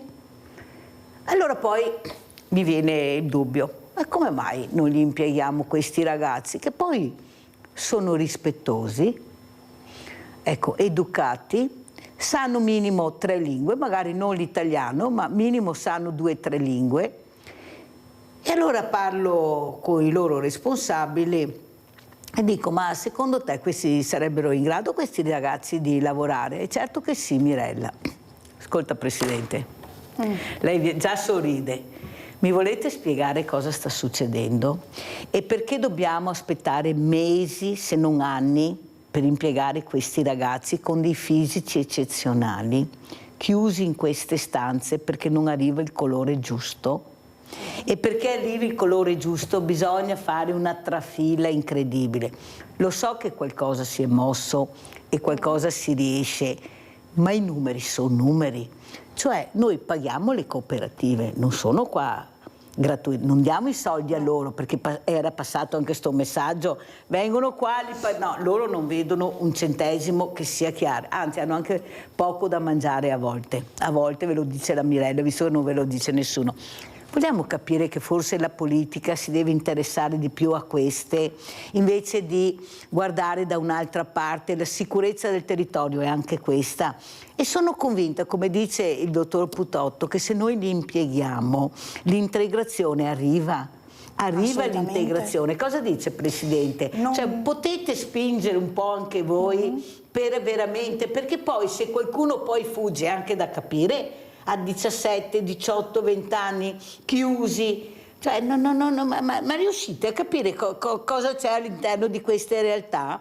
No, sono tutti delinquenti. Il messaggio che lo dico io, dottor Putotto, stupratori, ladri, voglia di far niente, questo è il messaggio che è passato. Presidente. Lei ha toccato un tema che secondo me è fondamentale. Il lavoro crea indipendenza, crea autonomia, crea possibilità di futuro. Perché se io ho un lavoro, ho la possibilità di spendere, ho la possibilità di comprarmi qualcosa, di sentirmi parte della cultura di questo posto. Se invece questo posto mi emargina, mi lascia in un angolo e mi fa attendere anche mesi prima di avere qualche cosa, non potrò mai sentirmi parte di questo mondo, sarò sempre emarginato, sarò sempre extracomunitario, non farò mai parte di questa cultura. Quando noi diciamo sì, ma loro non si integrano, è vero, a volte ci sono anche dei casi estremi in cui non c'è integrazione, ma molto spesso non diamo lo spazio per l'integrazione. Perché se noi avviassimo delle modalità tali per cui questi ragazzi potessero fare anche delle piccole alternanze scuola-lavoro, per imparare la lingua, eccetera. La cultura è libertà, la cultura è poter apprendere e potersi sentire simili, e questo toglie qualsiasi differenza a livello sociale, no?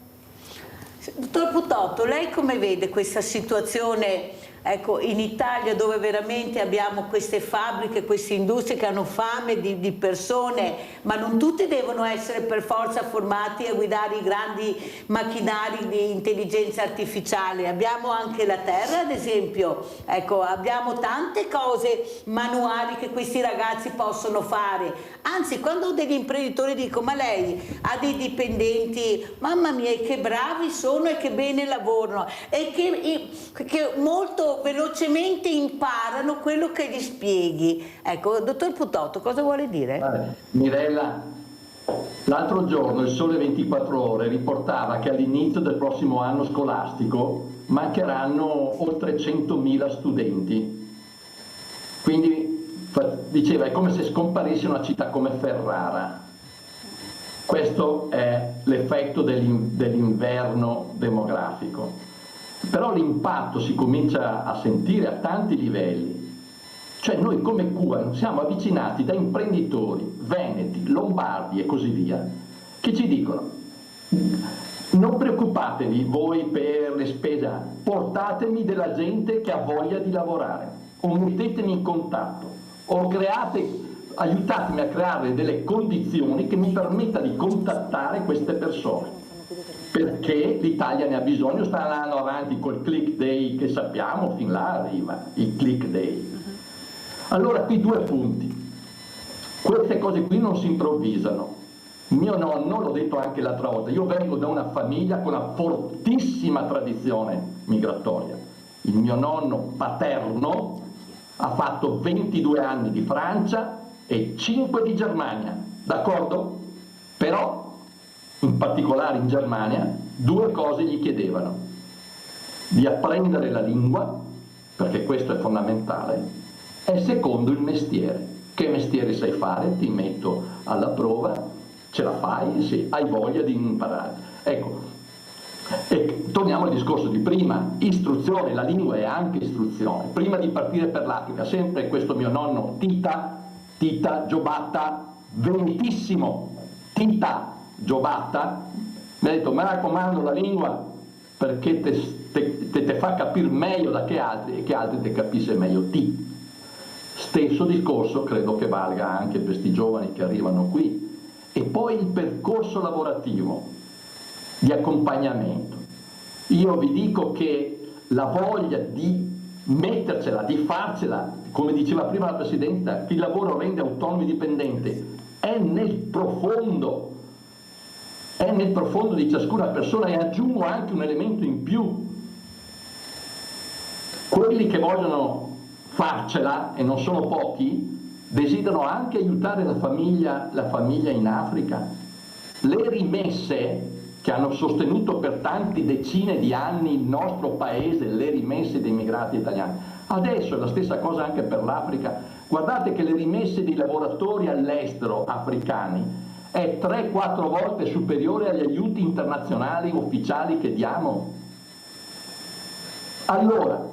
Allora io penso che bisogna lavorare su poche direttrici, avere un atteggiamento, ha ragione Mirella, bisogna avere un atteggiamento più laico, più realistico, ma anche di più simpatia nei confronti di queste popolazioni. Veramente è una regione unica, separate l'Europa, separate da un mare, il mare nostro.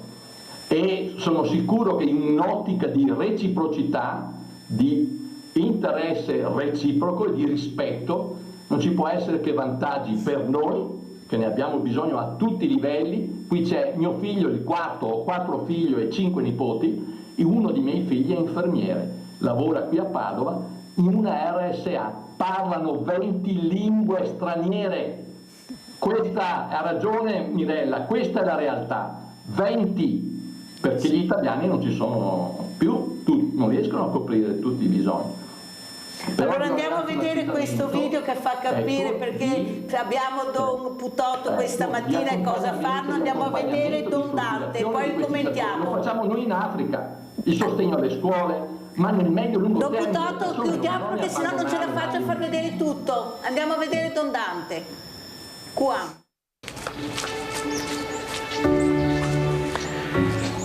Shire, nord Etiopia, nella regione del Tigray, una regione che è stata devastata da una guerra civile fomentata e aiutata e sostenuta molto anche dalle potenze internazionali. L'esito è quello che vediamo, distruzione, con la distruzione e la guerra anche le carestia, la fame, scuole chiuse, abbandonate e ospedali. Ecco. Qui siamo a Didaro Hospital, uno dei 4 ospedali di primo livello dell'area di Shire e lo vedete.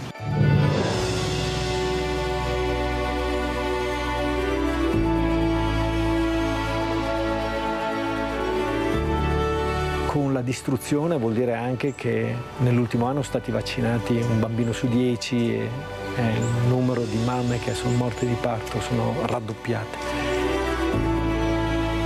Solo a Shire complessivamente sono circa 500.000 sfollati e dentro lì ci sono anche gli operatori sanitari che hanno abbandonato ospedali come questo e tanti altri.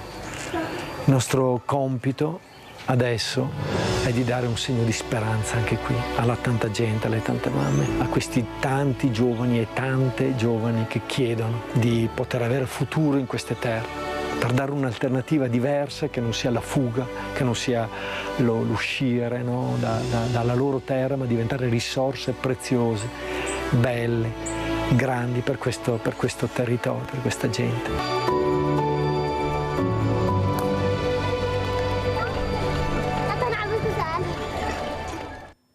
Bellissimo questo video che fa capire chi è di voi a casa, anche che magari il colore nero che dà fastidio non prenderebbe uno di questi bambini a coccolarselo un po'. Allora, Presidente, come commenta questo video che abbiamo visto e cosa vuole dire al dottor Putotto, che è stato molto chiaro nelle sue riflessioni? Si può fare, bisogna accelerare. Sì, allora noi come Confapi Donne stiamo cercando nel nostro piccolo di fare qualcosa.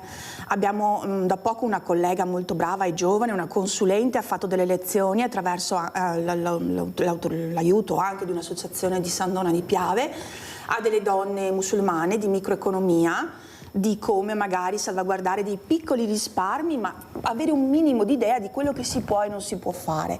E la gioia, le stavo raccontando, di questa consulente, quando una signora, una donna musulmana, le ha detto che ha avuto il coraggio, grazie a lei, di chiedere al marito di avere una piccola paghetta settimanale da poterla mettere da parte per un giorno arrivare a comprarsi un'auto e così poter andare a lavorare ed essere indipendente. Questo ci dice tanto, ci dice la voglia di avere una propria dignità personale attraverso il lavoro, attraverso il sentirsi parte di una comunità e di una società.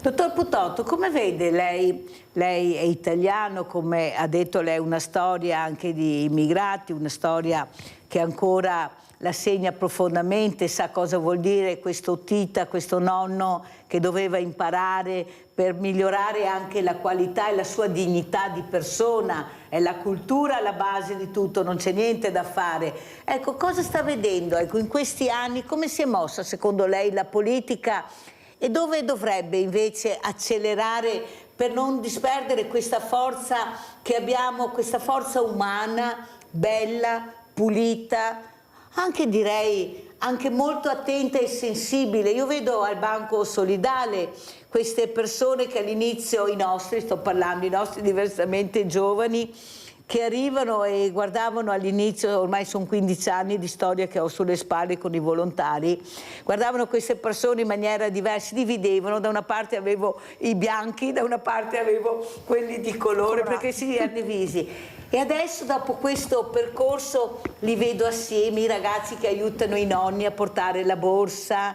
le ragazze che aiutano altre persone che magari sono in difficoltà per i pesi, per i bambini, si scambiano i bambini, dai prendila tu, intanto guardo io tuo figlio. È bellissimo, dottor Putotto. Questa è integrazione. Perché? Perché abbiamo dato loro la dignità, li abbiamo accolti, non li abbiamo giudicati, li abbiamo accolti. Prego, dottor Putotto. Allora Mirella, io penso che bisogna insomma, intanto stare attenti alle parole. Lei è una giornalista, bisogna che la politica ritorni a dare dignità alla parola. E questa dignità deve essere sostenuta anche dal rispetto. Perché se la parola genera paura, se la parola genera repulsione, se la parola genera intolleranza, se la parola genera reazione negativa, questo non va bene. E poi secondo me è fondamentale che la politica torni a un po' di realismo. Guardate che l'integrazione non è una passeggiata, gli incontri tra le civiltà non sono mai stati un incontro tra innamorati. Però i migliori esempi, io penso al splendido lavoro che ho visto, in grandissima parte per carità, però complessivamente splendido esempio dei missionari, straordinario, in termini anche di promozione sul posto, dell'istruzione, le scuole, gli ospedali, assieme naturalmente alle chiese, d'accordo, però c'è stata una promozione anche dell'uomo, della dignità umana, una promozione umana. Ecco, questi aspetti qua, noi veneti in particolare, li abbiamo vissuti, abbiamo una storia che va riscoperta, ma dobbiamo anche spingere tutti, la società, chi la rappresenta, la politica, a stare attenti all'uso delle parole e a investire su questi percorsi di integrazione, anche di scambi. Sempre di più noi abbiamo, ve lo dico, i datori di lavoro, scuole, associazioni che ci chiedono di venire in Africa per vedere questo mondo, per non limitarsi a conoscerlo soltanto attraverso le battute, i luoghi comuni, gli stereotipi. Allora questo crea ponti, crea un modo diverso poi anche, no, di pensare, di riflettere e di agire. Questa chiamata al realismo è fondamentale perché ci stiamo rendendo conto in questi giorni che basta poco, basta irrigidire le posizioni perché il nostro mondo vada incontro a delle scosse telluriche. Quindi è fondamentale questo passaggio sulla parola, sugli atteggiamenti e sui percorsi integrazione, una chiamata al realismo. Ecco, e noi come qua diamo un contributo, è 74 anni che lavoriamo in Africa. In Uganda, dove siamo stati presenti dal 58 ininterrottamente, ai miei tempi c'erano 25 medici, oggi ce n'è uno solo, gli altri sono tutti ugandesi, tutti, alcuni grandi amici molto competenti, estremamente determinati e anche fieri di poter contribuire al progresso della salute della loro popolazione. E li invitiamo qui spesso, come loro ci invitano, non soltanto nel loro paese a lavorare, ma anche nelle loro famiglie. Dottor Putotto, cosa chiederebbe alla Presidente Luana Teso, una Presidente importante, rappresenta la Confapi, ma soprattutto le donne, questa figura femminile che nel nostro Paese fa ancora fatica ad avere quello che le aspetta di diritto, ad esempio lo stipendio uguale degli uomini, magari, dico io. Ecco, cosa chiederebbe di fare a questa donna che, come ha sentito, dottor Putotto, si sta impegnando anche per dare dignità a questa anche figura femminile molto oppressa? Prego. Allora io direi questo, insomma, di usare una doppia lente, è quello che dico un po' anche ai nostri. La doppia lente è leggere la propria realtà dove viviamo, e sicuramente non è che, insomma, ognuno fa il suo mestiere da questo punto di vista, però questa attenzione a come si muove la società, la nostra società, ma anche avere la lente, nel nostro caso, aperta all'Africa. Noi insistiamo come QAM nel sviluppo delle competenze locali, quindi scuole, quindi formazione, quindi ricerca, quindi coinvolgimento, e in tutto questo ci sono, tra virgolette, attraverso un sistema di incentivazioni, borse di studio, percorsi favoriti, eccetera, eccetera, c'è un'entrata sempre più importante della figura della donna. La donna è una figura chiave. E mentre lo è a livello di comunità, perché una volta che è consapevole, tra virgolette, dei suoi problemi, pensiamo a quelli della gravidanza, pensiamo alla conoscenza del proprio corpo, dei propri ritmi, pensiamo anche alle decisioni che devono prendere in casa, aumentano però anche il numero delle donne che si qualificano come infermiere, medico e manager. Grazie dottor Putotto, sentiamo che il tempo corre veloce purtroppo.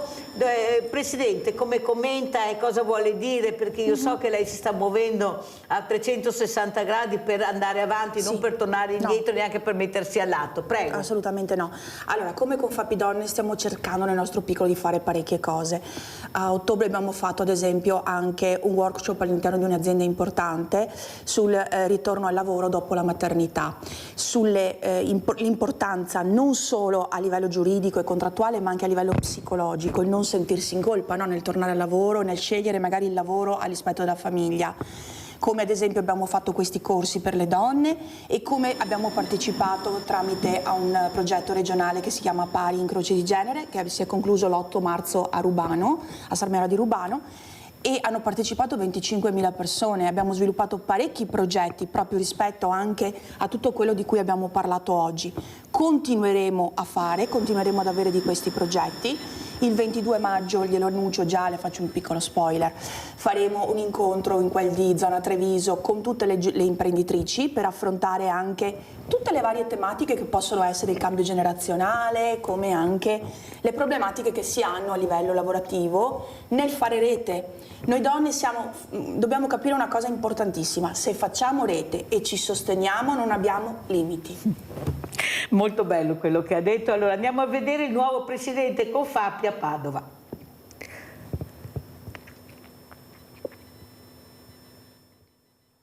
È un momento in cui quello che possiamo fare per i nostri associati, per le piccole e medie imprese, che sono la costola dell'economia nazionale, la colonna portante dell'economia nazionale, diventa maggiormente importante rispetto alla normalità. Prima uscita pubblica per Marco Trevisan, neopresidente di Confapi Padova, l'associazione di categoria che riunisce le piccole e medie imprese, che nonostante i cambiamenti internazionali si dice ottimista, visto che nella precedente amministrazione Trump i ventilati dazi sulle merci non sono stati applicati. Gli Stati Uniti sono il secondo mercato di sbocco dell'export nazionale e altrettanto vale per l'export veneto e padovano, quindi sicuramente dopo la Germania, che purtroppo è in forte crisi economica e recessione, il mercato di sbocco americano è un mercato cruciale, decisivo, e quindi il lavoro che stiamo facendo a livello di sistema politico nazionale, quindi il lavoro che ha fatto il Presidente del Consiglio Giorgia Meloni, è per noi prezioso, perché tenere buoni rapporti con l'amministrazione americana in questo periodo è sicuramente strategico ed è una mossa sicuramente intelligente.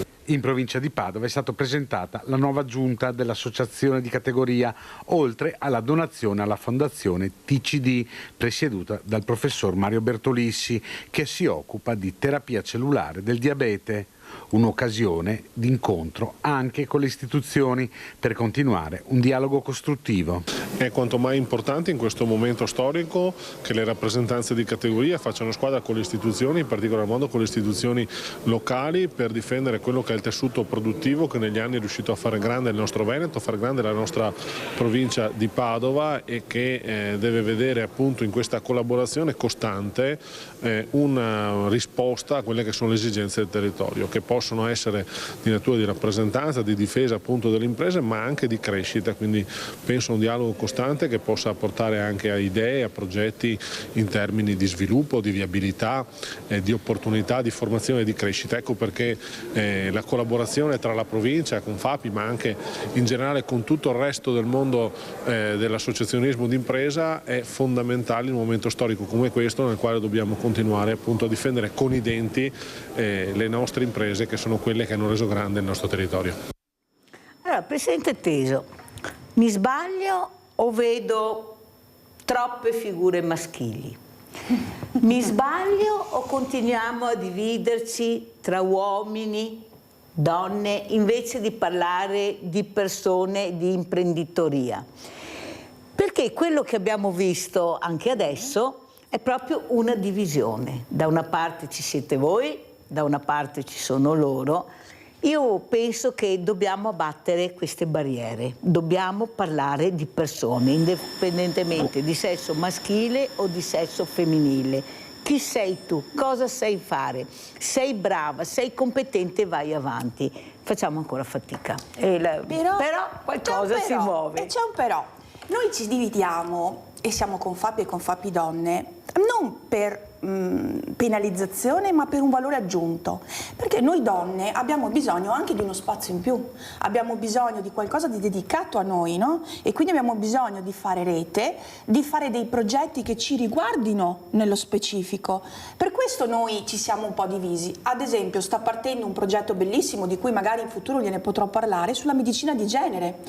Anatomicamente siamo diversi, abbiamo delle esigenze diverse, quindi è giusto che ci sia un'attenzione alle donne. Attenzione, una cosa che io detesto è sentir parlare di quote rosa, perché non dobbiamo essere scelte perché siamo donne, ma perché valiamo come donne, e quindi noi ci differenziamo, ci siamo creati uno spazio all'interno della Confapi, ma non vuol dire che siamo divisi, perché comunque i direttivi li facciamo insieme e partecipiamo, ma noi vogliamo un qualcosa in più. Vogliamo poter mettere un qualcosa che ci identifichi, e poi noi donne non siamo brave molto a unirci tra noi, no? E quindi dobbiamo fare la differenza, dobbiamo cambiare questa cosa, è importante.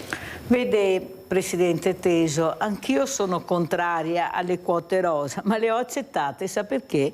Perché se non ci fossero quello non saremmo neanche là, non ci avrebbero neanche, hanno imposto fortunatamente le quote rosa, allora qualcosa si è mosso, perché se non ci fossero state queste quote rosa non siederemmo a questi tavoli. Dottor Putotto, in Africa come funziona la figura femminile e la figura maschile? Questa donna che deve sempre lavorare 3 volte tanto, lo dico sempre, e però fa sempre fatica a salire la scala, arriva a metà e poi fermi tutti. Non so, ci racconti, dottor Putotto, questa figura importante, questa donna che vediamo. Allora, è vero che in Africa, nelle aree più isolate, remote, insomma dove lavoriamo anche noi, la figura femminile fa fatica ancora ad emergersi e a esprimere tutta la potenzialità che ha, però le cose stanno cambiando.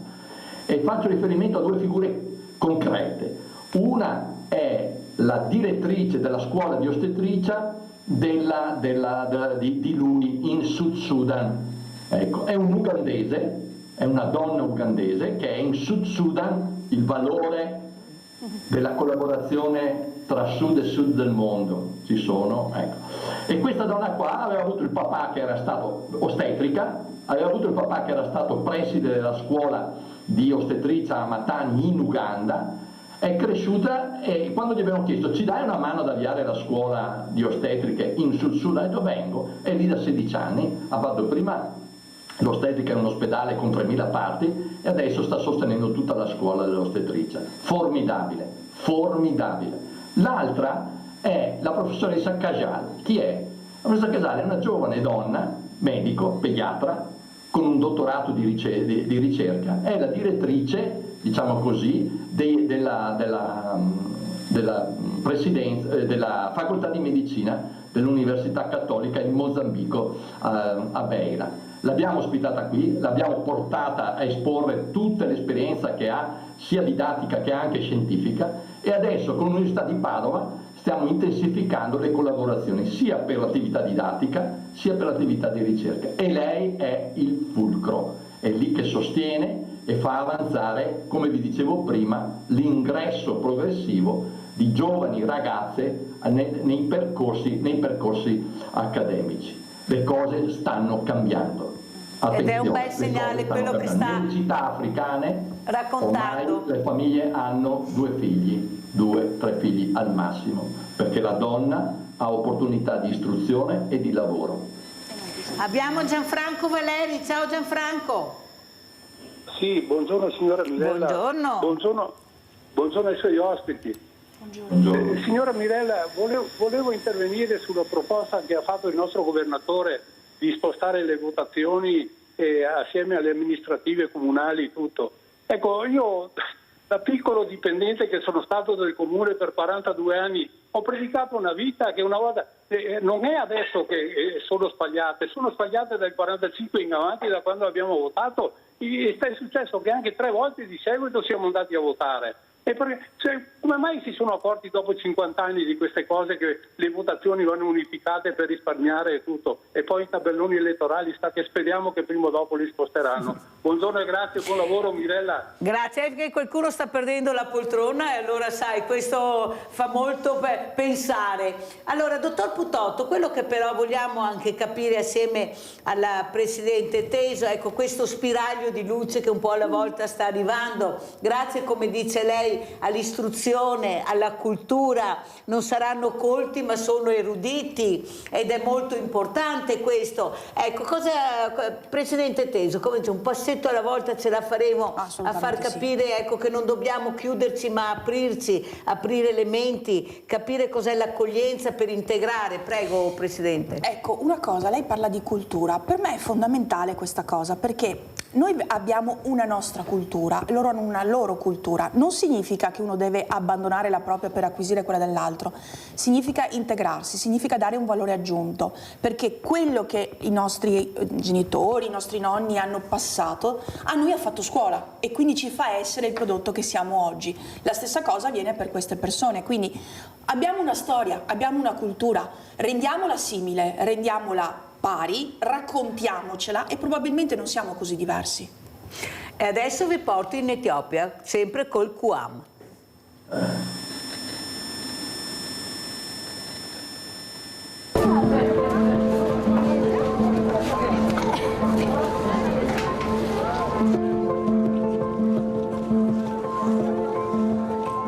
Sono più di 14.000 gli sfollati che vivono all'interno di questo complesso industriale chiamato China Camp in gergo locale.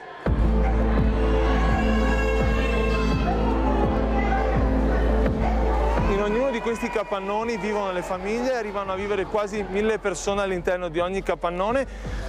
Vivono in questo stato da 1 anno ormai, da quando sono dovuti fuggire dal conflitto. Le famiglie vivono così, condividendo gli spazi, alcuni di loro sono riusciti a aprire magari piccoli negozietti oppure vivono di supporto dato dalle agenzie umanitarie, tra cui anche il QAM che fornisce il supporto sanitario. Donne, bambini, padri e madri vivono tutti insieme senza nessuna separazione. I servizi sanitari sono esterni e proprio per supportare anche le condizioni igienico-sanitarie, soprattutto delle donne, una delle attività del QAM è quella di distribuire dei kit igienici con all'interno saponi, assorbetti riutilizzabili, mutande lavabili, proprio per garantire un minimo di dignità alle donne, alle madri che sono costrette a vivere in queste condizioni.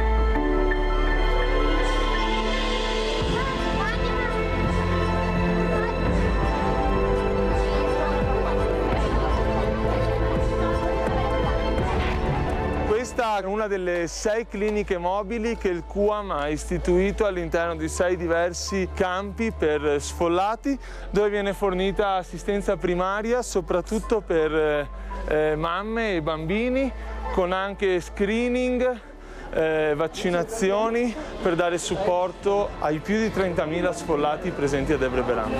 This IDP Kozhinov, 560 a day patients. The main diagnosis and case of pneumonia and watery diarrhea, tonsillitis and F5. Negli ultimi 6 mesi il QAM ha fornito più di 70.000 visite ambulatoriali, ha un approccio nuovo, innovativo, che è quello di unire allo staff sanitario del QAM, staff sanitario dei centri di salute pubblici, creando un link, un collegamento, ma anche dando la possibilità allo staff governativo di supportare in un sistema come questo di pura emergenza, creando anche un avvicinamento maggiore tra le comunità ospitanti e gli sfollati, che sono comunque etiopi provenienti da altre regioni.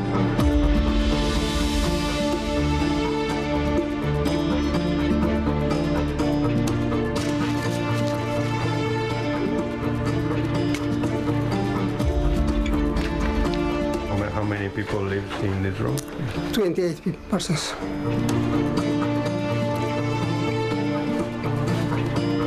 In this room from 35 to 40 persons.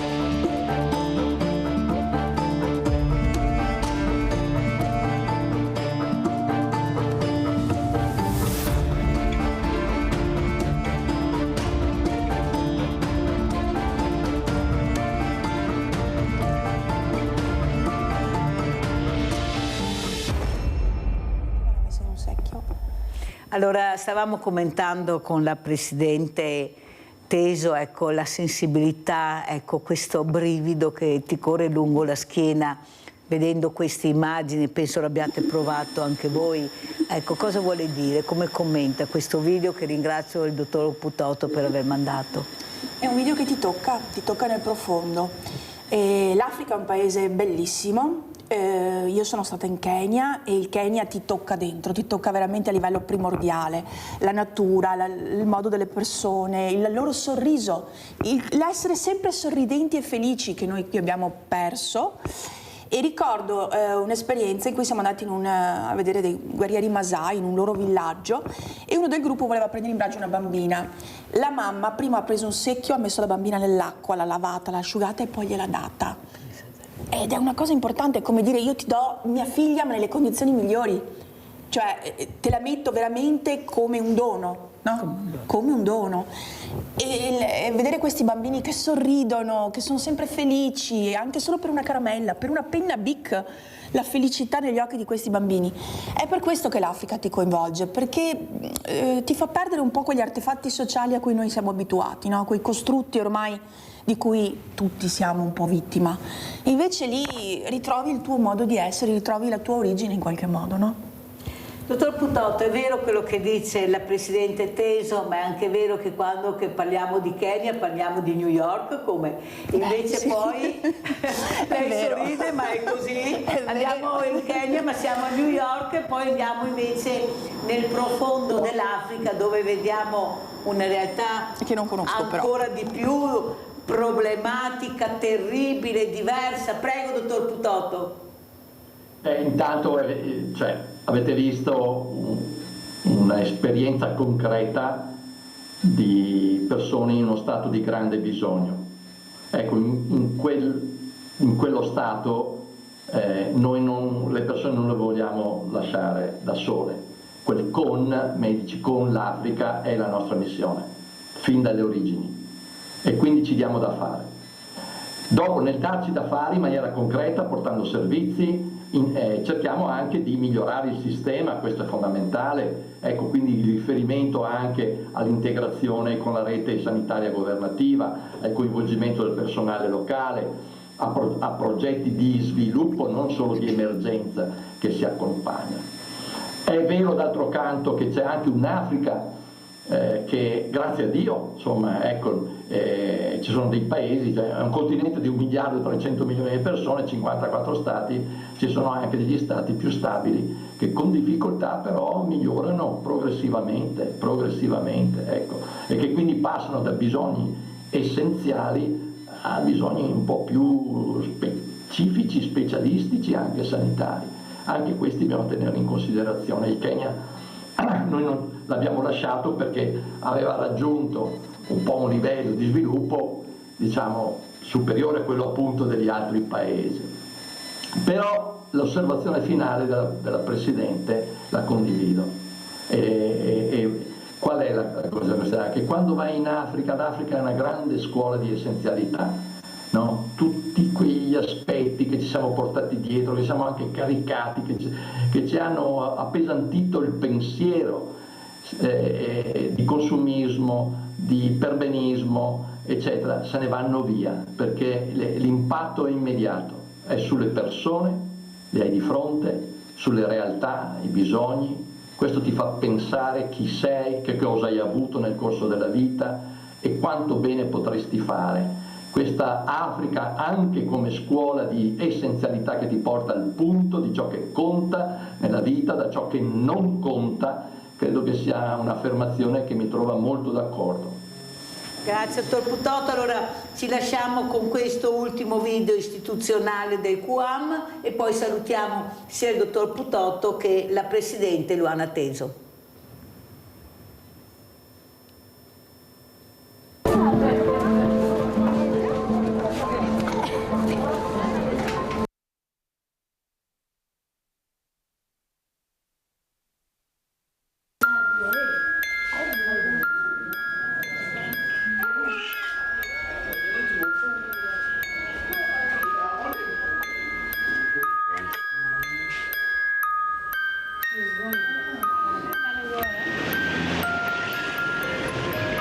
Camminiamo ogni giorno a fianco dei più deboli.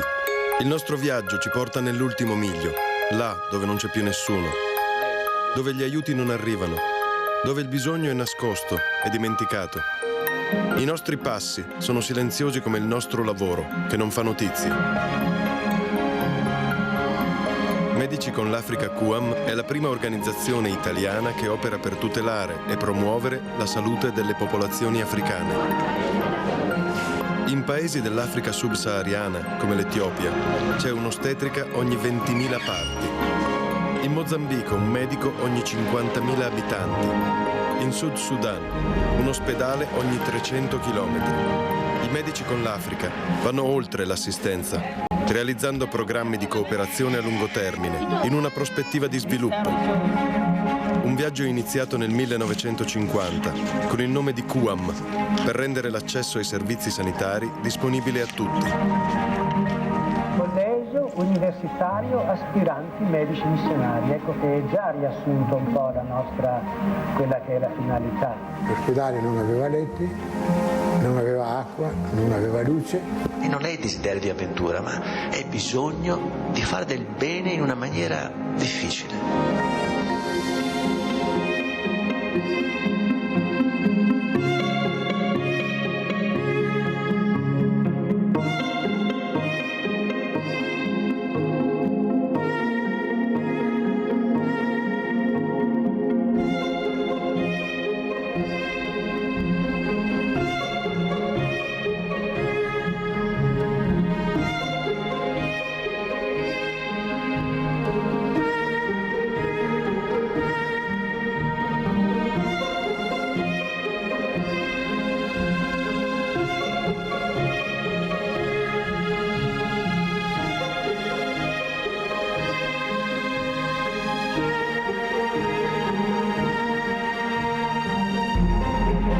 Gli operatori di Medici con l'Africa QAM intervengono a 3 livelli, negli ospedali, nei centri sanitari periferici e nelle comunità, favorendo la continuità del prendersi cura.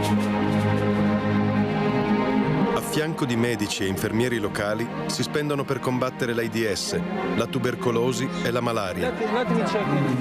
Ma c'è anche chi lavora dietro le quinte per assicurare che le attrezzature funzionino, i materiali arrivino I conti tornino. Molti sono impegnati nelle università e nelle scuole infermieri e ostetriche per formare i medici africani del futuro e le nuove generazioni di professionisti sanitari. Eu desde criança imaginava que dia queria ser médica para poder salvar vidas.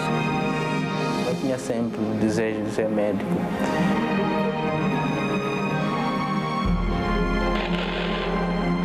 A mamme e bambini è rivolta un'attenzione particolare.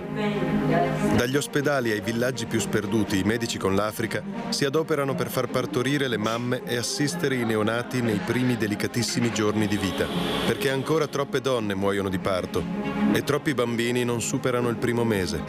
Ed è a partire da qui che si riavvia un intero sistema sanitario.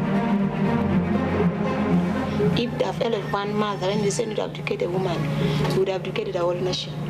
So I thank you so much for that. Lavorare in Africa significa lavorare con l'Africa, ma il cammino comincia dalle nostre città. Siamo anche in oltre 30 sedi universitarie italiane per diffondere una visione globale di salute a studenti e operatori sanitari.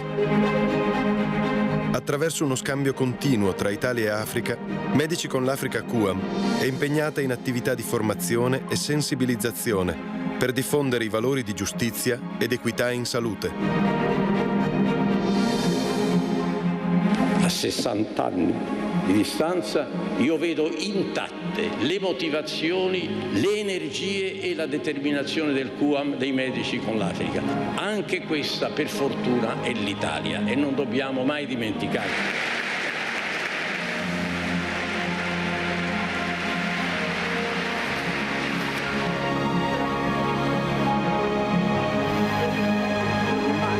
Il nostro viaggio è ancora lungo.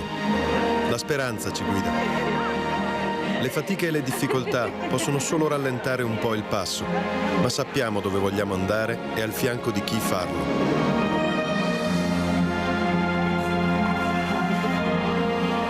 Ogni piccolo aiuto è un pezzo di strada in più che possiamo fare per ridurre la sofferenza e salvare una vita. Cammina con noi, fai il primo passo e vai su mediciconlafrica.org per informazioni e donazioni online. Ci trovi anche su Facebook, Twitter e YouTube. Medici con l'Africa QAM, dal 1950 per il diritto alla salute.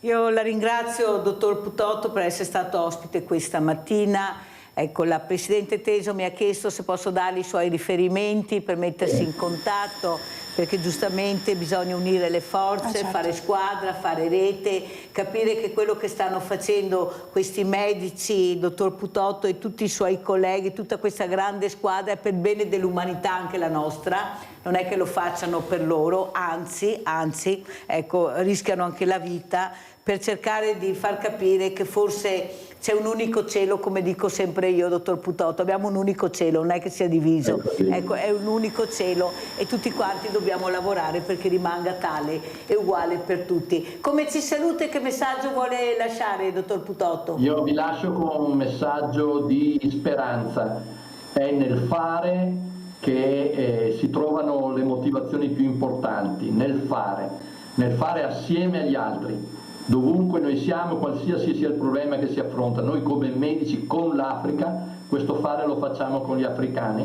Dopo 74 anni, ecco, anche con limiti, però siamo contenti di questa scelta e ci fa piacere che sia una scelta che possa essere condivisa con tutti gli uomini e le donne di buona volontà. Grazie veramente, dottor Putotto. Sentiamo come ci saluta la Presidente Laura Teso, che messaggio ci lascia? Prendo in prestito le parole del dottor Putotto, il fare. Lui fa in Africa e noi cercheremo di fare la nostra parte qui. Cercheremo di essere sempre più unite, di fare rete, di fare squadra e con dei piccoli progetti poter portare il nostro piccolo contributo. Grazie, grazie a lei. Veramente alla Presidente Luana Teso, grazie ancora al dottor Putotto. Andiamo in pubblicità. Grazie.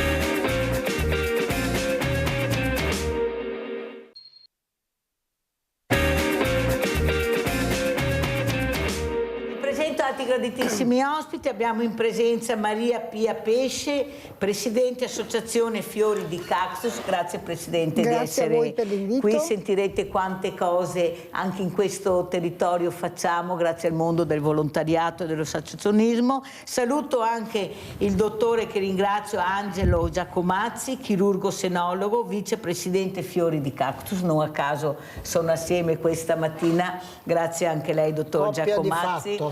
E poi saluto anche l'avvocato Stefano Tigani. Buongiorno avvocato, un pezzo che non ci sentiamo, come sta? Buongiorno, bentrovati. Colpa mia, lo ammetto. Buongiorno avvocato. Grazie per allora, l'invito. io inizierei proprio dal dottor Giacomazzi. Perché? Perché abbiamo parlato di questa figura femminile sempre in prima linea, che si rimbocca continuamente le maniche per riuscire a dare delle risposte, si mette in gioco anche per una salute pubblica, per una prevenzione, specialmente per quanto riguarda questo tumore al seno, queste donne che fanno le passerelle, le sfilate, che si inventano di tutto di più per fare rete anche per aiutarsi. Com'è la situazione? Che numeri ci dà questa mattina, dottor Giacomazzi? Allora, vi do uno spaccato di una situazione che ho scoperto, cioè una donna che ha l'età in cui prevalentemente avviene la malattia del seno è un'età molto particolare, molto brutta, si avvicina al cambiamento, no? Si avvicina alla menopausa, i figli non ti considerano più tanto, ti usano perché magari vivono ancora a casa tua, no? Tuo marito insomma non c'è più quella passione sfrenata che c'era 20 anni prima, insomma è un brutto periodo. Ti capita anche che c'è un cancro, quindi c'è un grosso rischio di depressione, di annullamento di te stessa, qua e là, no? Quando queste persone scoprono invece questo tipo di associazione come la nostra, sono delle donne straordinarie che hanno delle risorse, che scoprono delle risorse che non sapevano neanche di avere, no? Perché vengono utilizzate a fare delle cose che sono cose che danno grandissima soddisfazione. E non è solo preparare la cena per il marito e per il figlio. Quando tu fai una cosa di questo genere qua, come quello che fa la signora qua, cioè tu ricevi di più di quello che dai. Per cui queste persone sono veramente sanate da questa loro attività. Se era questo che mi chiedeva, dico che queste molto donne diventano formidabili. Che numeri abbiamo, dottor Giacomazzi, in merito, nonostante si faccia tanta prevenzione, com'è la situazione? Allora, in Italia si scoprono 385.000 cancri l'anno, 1.000 cancri al giorno. Di questi 1.000 cancri il 40%, quindi 400, potrebbero non essere cancri, cioè potrebbero non essere malattie che influiscono sulla sopravvivenza, sul dolore, ma anche sulla economia, perché invece sulla prevenzione spendi 10, sulla cura spendi 100, per cui queste risorse potrebbero essere date ad altri. Quindi bisogna trovare il cancro quando non è ancora cancro, quindi accettare lo screening, fare prevenzione, fare tutto questo tipo di cose che sono necessarie per scoprire il tumore prima. E lo potresti fare, le ripeto, nel 40% dei casi. Per quel che riguarda invece quello per cui noi siamo qua, no? Tumore della mammella, 54.000 donne in Italia si ammalano di tumore della mammella. E si ammalano donne sempre più giovani. Ci sono delle ragioni. Ci sono delle ragioni sull'alimentazione, no? Perché l'aumento della percentuale dei grassi aumenta l'influenza dell'insulina, degli estrogeni, eccetera, è un discorso molto tecnico, inutile farlo, ma soprattutto è aumentata la capacità da parte delle macchine di scoprire il tumore quando è molto piccolo. Siccome il tumore non è che arriva in 10 giorni, no? Il tumore magari ci mette qualche anno.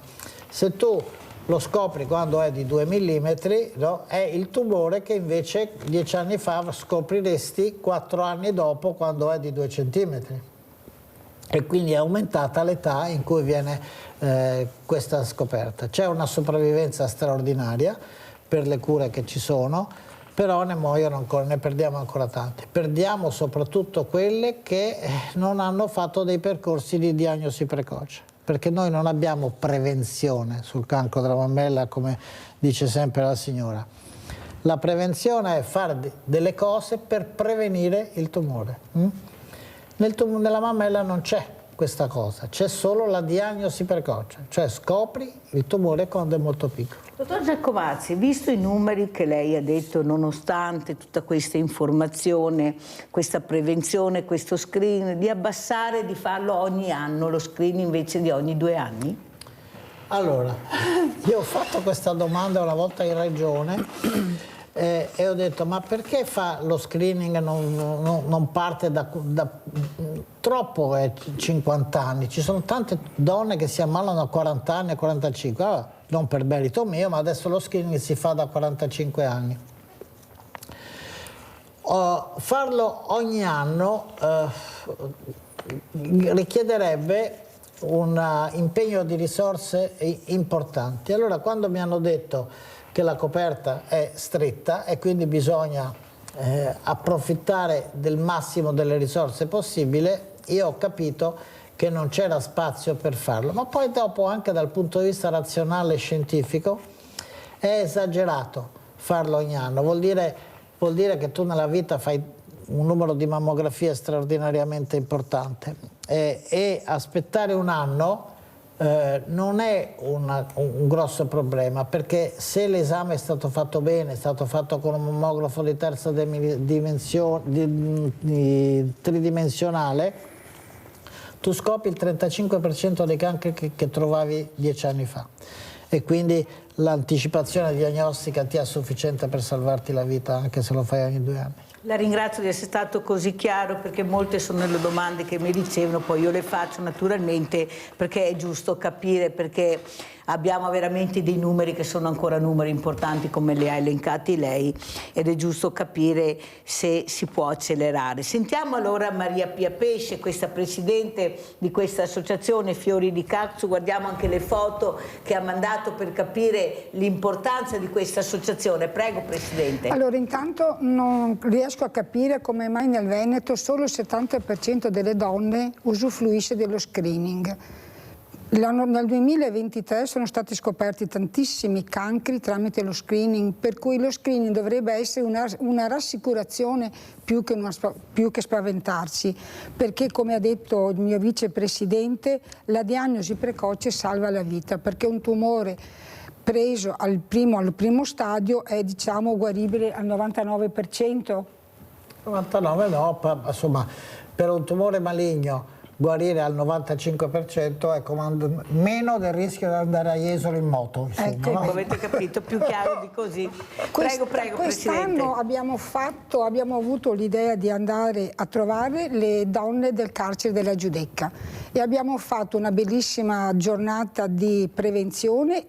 Sempre il mio vicepresidente, dottor Angelo Giacomazzi, ha insegnato come fare l'autopalpazione, perché dobbiamo imparare a riconoscere il nostro seno e avere delle ravvisaglie in tempo ancora prima dello screening, anche se adesso il Veneto, come l'ha già detto lui, dal 2025 ha abbassato l'anno per lo screening dai 50 ai 45 fino ai 74. Ma volevo, se la regia mi metteva la locandina, lo stralcio che ho mandato della foto di Michelangelo. Ecco, vediamo se lo trova. Non era utilizzabile, mi dicono dalla regia, non sono riusciti perché non si poteva utilizzare. Ma allora la paleontologa, la dottoressa Raffaella Bianucci, ha scoperto che nel dipinto di Michelangelo, la Cappella Sistina, sì, la Cappella Sistina di Michelangelo, diciamo nella parte del grazie che mi suggerisce. Il dottor Giacomazzi ha capito che suggeritore che c'è ha. Addirittura lui ha dipinto una donna che ha una mammella malformata con il tumore, con il capezzolo rientrato, perché Michelangelo, oltre a essere un bravo scultore e pittore, assisteva anche alle dissezioni, per cui stiamo parlando di tumore alla mammella ancora nel XVI secolo e siamo ancora qui che ne parliamo con grandi passi fatti da giganti, però c'è ancora molta strada da fare. Allora, è molto importante, ricordiamolo, e qua invito l'avvocato Tigani a commentare quello che ha detto la Presidente Maria Pia Pesce.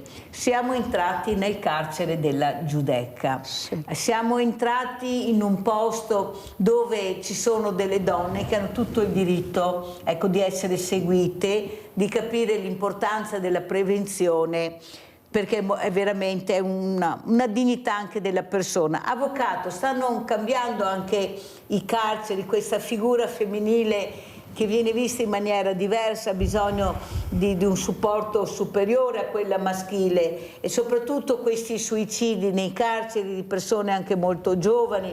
Cosa sta succedendo, avvocato Tigani? Cosa ci racconta? Prego. Allora, intanto grazie per l'invito e saluto anche gli altri suoi ospiti.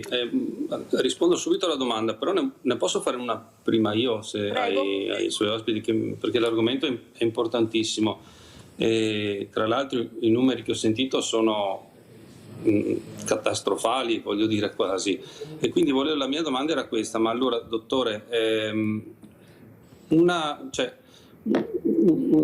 un'ipotesi di prevenzione standard per una persona qual è? Cioè, che tipo ogni quanto bisogna controllarsi, che tipo di esami vanno fatti? Perché poi i tumori sono tantissimi e riuscire a passare una vita indenne, come passare, non lo so, in un campo minato quasi, non mi viene questo paragone, perché è importante anche saperlo per noi utenti, no? In qualche modo. E poi un'altra cosa, una considerazione.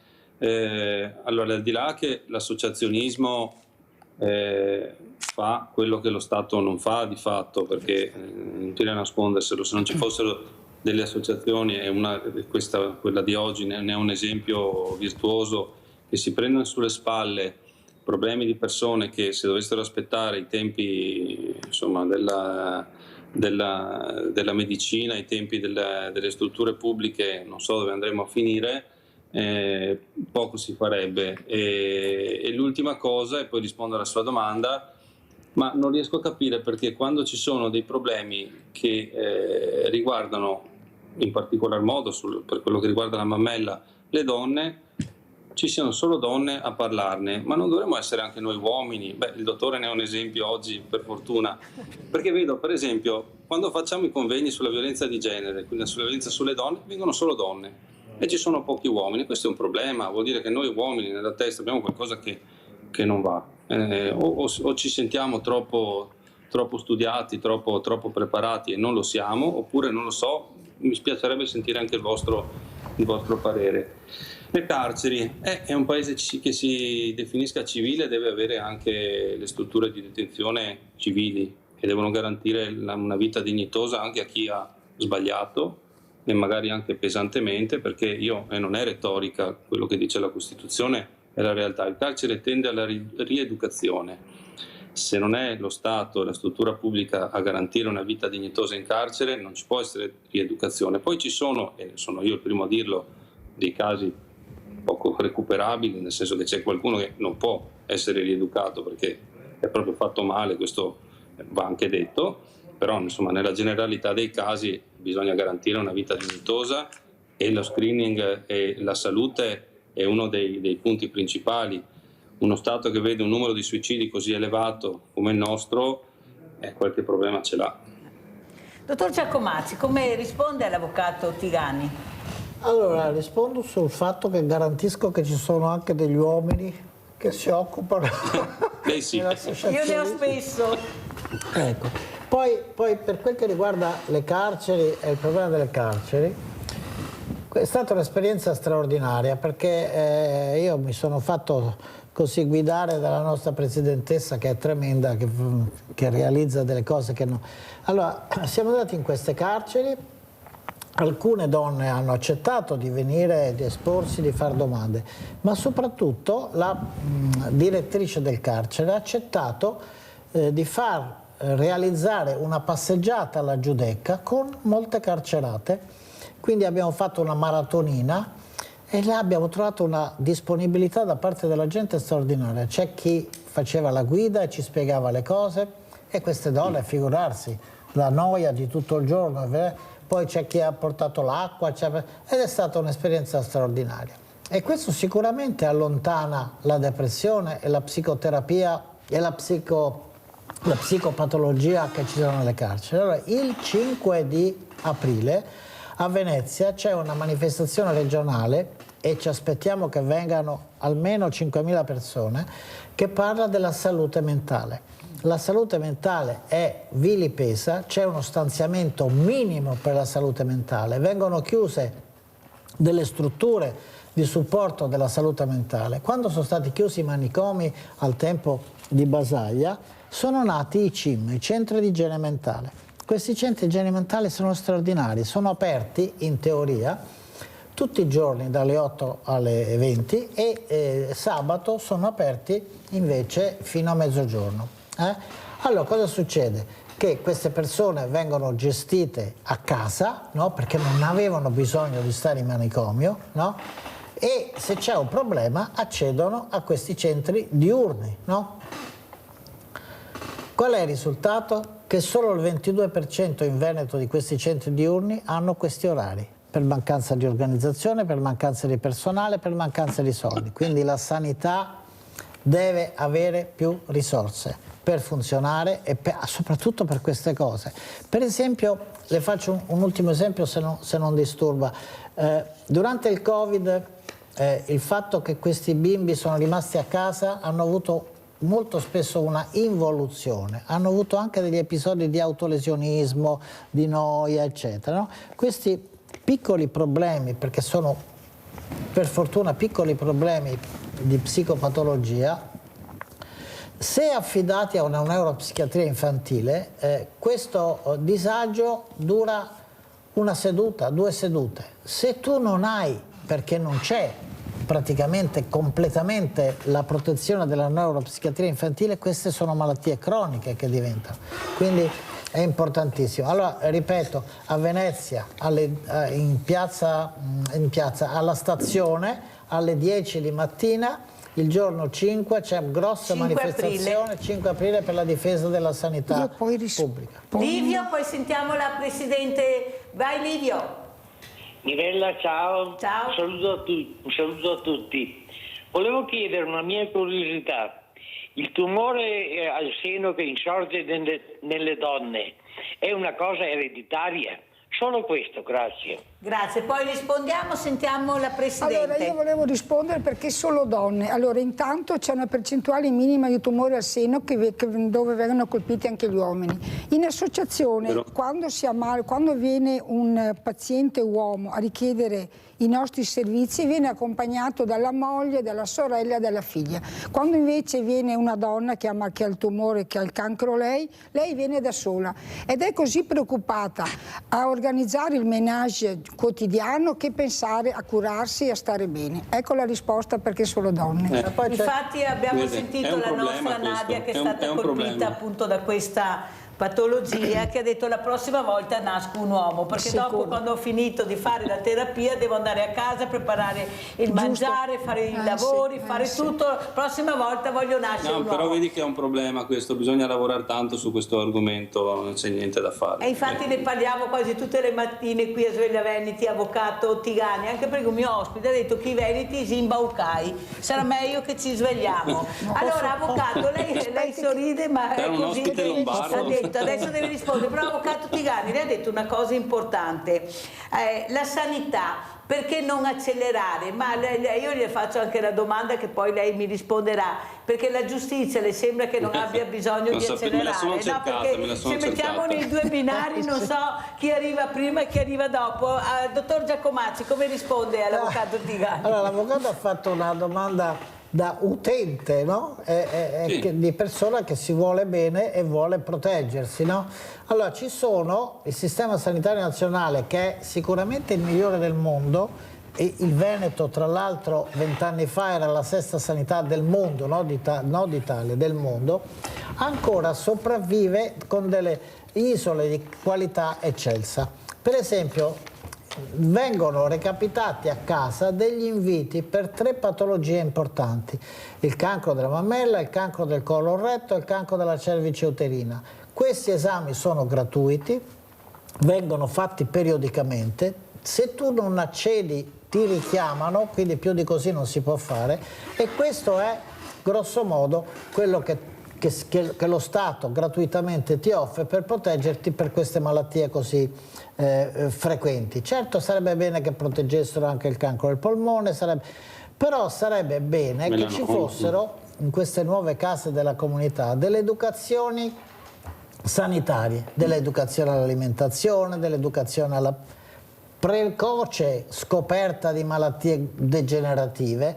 Tu non puoi arrivare per esempio a un Parkinson conclamato quando per 4-5 anni ti hanno detto sei un fiasvanio, no, un fiasvanio c'ha l'inizio di un Parkinson. Se tu cominci con una terapia sarai invalido a 80 anni invece che a 70. Per cui tutte queste tipi di cose, queste cose potrebbero far risparmiare diciamo salute e denaro al sistema sanitario nazionale. Ci sono quindi delle cose che possiamo fare. Poi dopo ci sono, se tu perdi sangue devi sapere perché, se hai un bozzo non puoi dire stiamo a vedere, cioè tante piccole cose. Ereditario il tumore, per rispondere a Livio? Allora, il tumore non è, cioè il tumore della mammella ce ne sono di 100 tipi. C'è una quota di questi tumori che è ereditario, che si manifesta con dei geni che si fanno rischiare alla persona 70 volte più di quello che rischia un'altra persona. Quelli sono i tumori ereditari. Poi dopo il tumore non deve essere considerato un tumore ereditario il fatto di avere una zia che ha un tumore e tu ammalarti. Quelli si chiamano tumori sporadici. Poi c'è una predisposizione, se una persona è super obesa sicuramente rischia di più, se ha un'alimentazione ricca di grassi saturi rischia di più. Perché dico questo? Perché ci sono dei posti, per esempio in Nord Europa, dove mangiano prevalentemente pesce, in cui il cancro della mammella è sicuramente in una percentuale minore. Quindi è ereditario solo in una percentuale piccolissima, gli altri sono tumori sporadici. Presidente, vuole aggiungere qualcosa? Prego. Sì, allora, l'avvocato Tigani si occupa di penale. Di penale. Allora, io volevo dire che siamo qua con la stessa causa, perché la nostra finalità è la speranza nella vita e per lui è la giustizia nella vita. Allora, avvocato Tigani, com'è la situazione? Io ho molte mamme che hanno perso i figli, lei sta seguendo e ha seguito dei importanti processi, l'ultimo è quello di Alex, queste famiglie che la giustizia non la vedono, non la sentono e se arriva chissà quando arriverà. Ecco, perché veramente dobbiamo anche capire cosa sta succedendo. Prego, avvocato.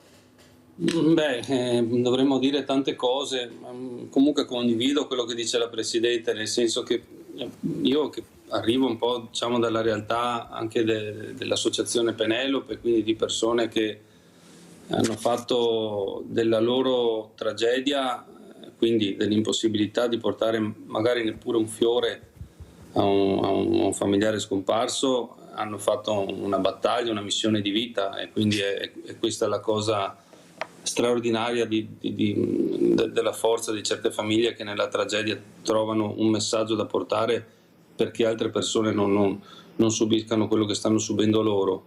Sulla lentezza della giustizia potremmo parlare molto, sugli errori che vengono fatti. Guarda il caso Resinovic di Trieste che in questi giorni, di cui in questi giorni si parla molto. Serviamo anche noi, anche se a volte anche noi non siamo perfetti, ma anche la nostra categoria, la magistratura, deve lavorare all'unisono per dare una risposta certa e veloce alle famiglie. Il caso di Alex è preoccupante perché, come abbiamo detto più volte, non è che posso adesso addentrarmi nel merito della vicenda perché è in segreto istruttorio, quindi bisogna essere prudenti e stare attenti a quel che si dice, giustamente, per far lavorare bene l'autorità. Però è chiaro che a 9 mesi dal fatto, sinceramente, ci attendiamo anche delle risposte che non possono essere quelle che semplicisticamente abbiamo letto nella consulenza medico-legale, dove si è addirittura parlato di un ipotetico suicidio. Questo non è accettabile, non è la risposta che la famiglia vuole. famiglia che peraltro, come ho detto più volte, non sta cercando un assassino a tutti i costi, ma sta cercando una risposta sottesa da argomentazioni logico-giuridiche, fattuali, concrete e credibili. Quindi immaginare un ragazzo devo correre così, purtroppo perché il tempo ormai è tiranno, è quasi scaduto. Ha ragione, io ho avuto una mamma che ha perso la figlia e la nipote in un incidente stradale da questo uomo ubriaco che è scappato. E soprattutto quello che lei chiede, ha detto: io non chiedo l'ergastolo, perché tanto l'ergastolo non mi dà più mia figlia, neppure mia nipote, però se la legge gli ha dato 7 anni, lui deve fare i 7 anni, non deve avere tutti questi bonus, ecco, buona condotta e il patteggiamento. Se sono 7 anni, io come mamma, colpita da questo lutto che non passerà mai, vorrei che lui facesse i 7 anni, la famosa certezza della pena che non arriva. Avvocato Tigani, veloce perché sono in chiusura. Poi è tutto vero quello che dice la signora, è condivisibile, l'abbracciamo calorosamente. Ci sono però purtroppo anche delle garanzie tecniche previste dalla legge che consentono la riduzione della pena. Io adesso non sono entrato nella vicenda, però è chiaro che quando la detenzione è fatta in un certo modo ci sono degli sconti di pena che la legge garantisce, se la persona se li merita ovviamente. Dopodiché quel che dice è sacrosanto, ma ci dobbiamo purtroppo fare i conti con quello che è comunque l'ordinamento giuridico, che talvolta è inaccettabile perché chi subisce una tragedia del genere non può accettarlo, ma con cui a malincuore bisogna anche fare i conti. A volte ci sono però delle storie, non sarà questo il caso, non lo so, però di persone che hanno subito il carcere e che sono veramente cambiate. Questa è la speranza. Dare la giusta tutela alle vittime di reato però è altrettanto importante, se non di più, e io lo dico da 1000 anni e lo dico anche oggi adesso: in Veneto noi vogliamo il garante delle vittime di reato, come c'è in Lombardia, come c'è in Liguria, come c'è in altre regioni. Non ho ancora capito perché non l'abbiamo fatto. Mi batterò ancora per questa cosa, perché è una figura di garanzia, perché come hanno diritto i detenuti di essere rispettati, altrettanto hanno diritto le vittime dei reati. E non parlo solo di vittime stradali, parlo di estorsione, usura, violenze di ogni tipo. Allora io ringrazio veramente l'avvocato Stefano Tigani che è stato con noi, grazie avvocato, ringrazio il dottor Angelo Giacomazzi, chirurgo senologo, di essere stato con noi, vicepresidente Fiori di Cactus, e saluto Maria Pia Pesce, presidente di questa associazione importantissima Fiori di Cactus, e soprattutto fate prevenzione. Grazie. Andiamo a pranzo con la proposta di Mirella. Risotto con il pollo. Il risotto è un piatto tipicamente italiano. Ce lo invidiano nel mondo, dal più tradizionale risotto con i funghi alle ricette più fantasiose che vedono l'utilizzazione di frutta, verdure, pesce, vari tagli di carne. Il risotto con il pollo è un tipico piatto milanese. Ingredienti per 4 persone: 400 g di riso, 300 g di pollo bollito disossato, un ciuffo di prezzemolo, 100 g di burro, 1,5 litri di brodo di carne, un barattolo di pomodori pelati, una cipolla grossa, sale, pepe nero. Tagliate il pollo a quadrettini piccoli. A parte, tritate finemente la cipolla e il prezzemolo. Poi metteteli in una padella con una noce di burro e fateli rosolare dolcemente per una decina di minuti, fino a quando la cipolla non sarà appassita. A questo punto salate, pepate,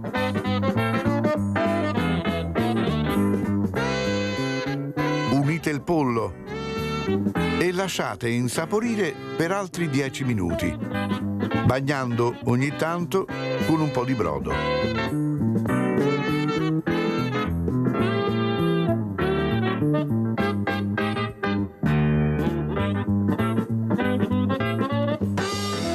Passate al setaccio i pomodori pelati, in modo che non vi siano semi. O, se preferite, usate la passata. Aggiungete un poco di brodo e lasciate cuocere per altri 5-10 minuti. A parte, portate a ebollizione il resto del brodo. Versate il riso e cuocete per una decina di minuti. Poi scolatelo. Aggiungetelo alla carne e poi portatelo a fine cottura. Guarnite il piatto con un trito di prezzemolo. Servite e buon appetito!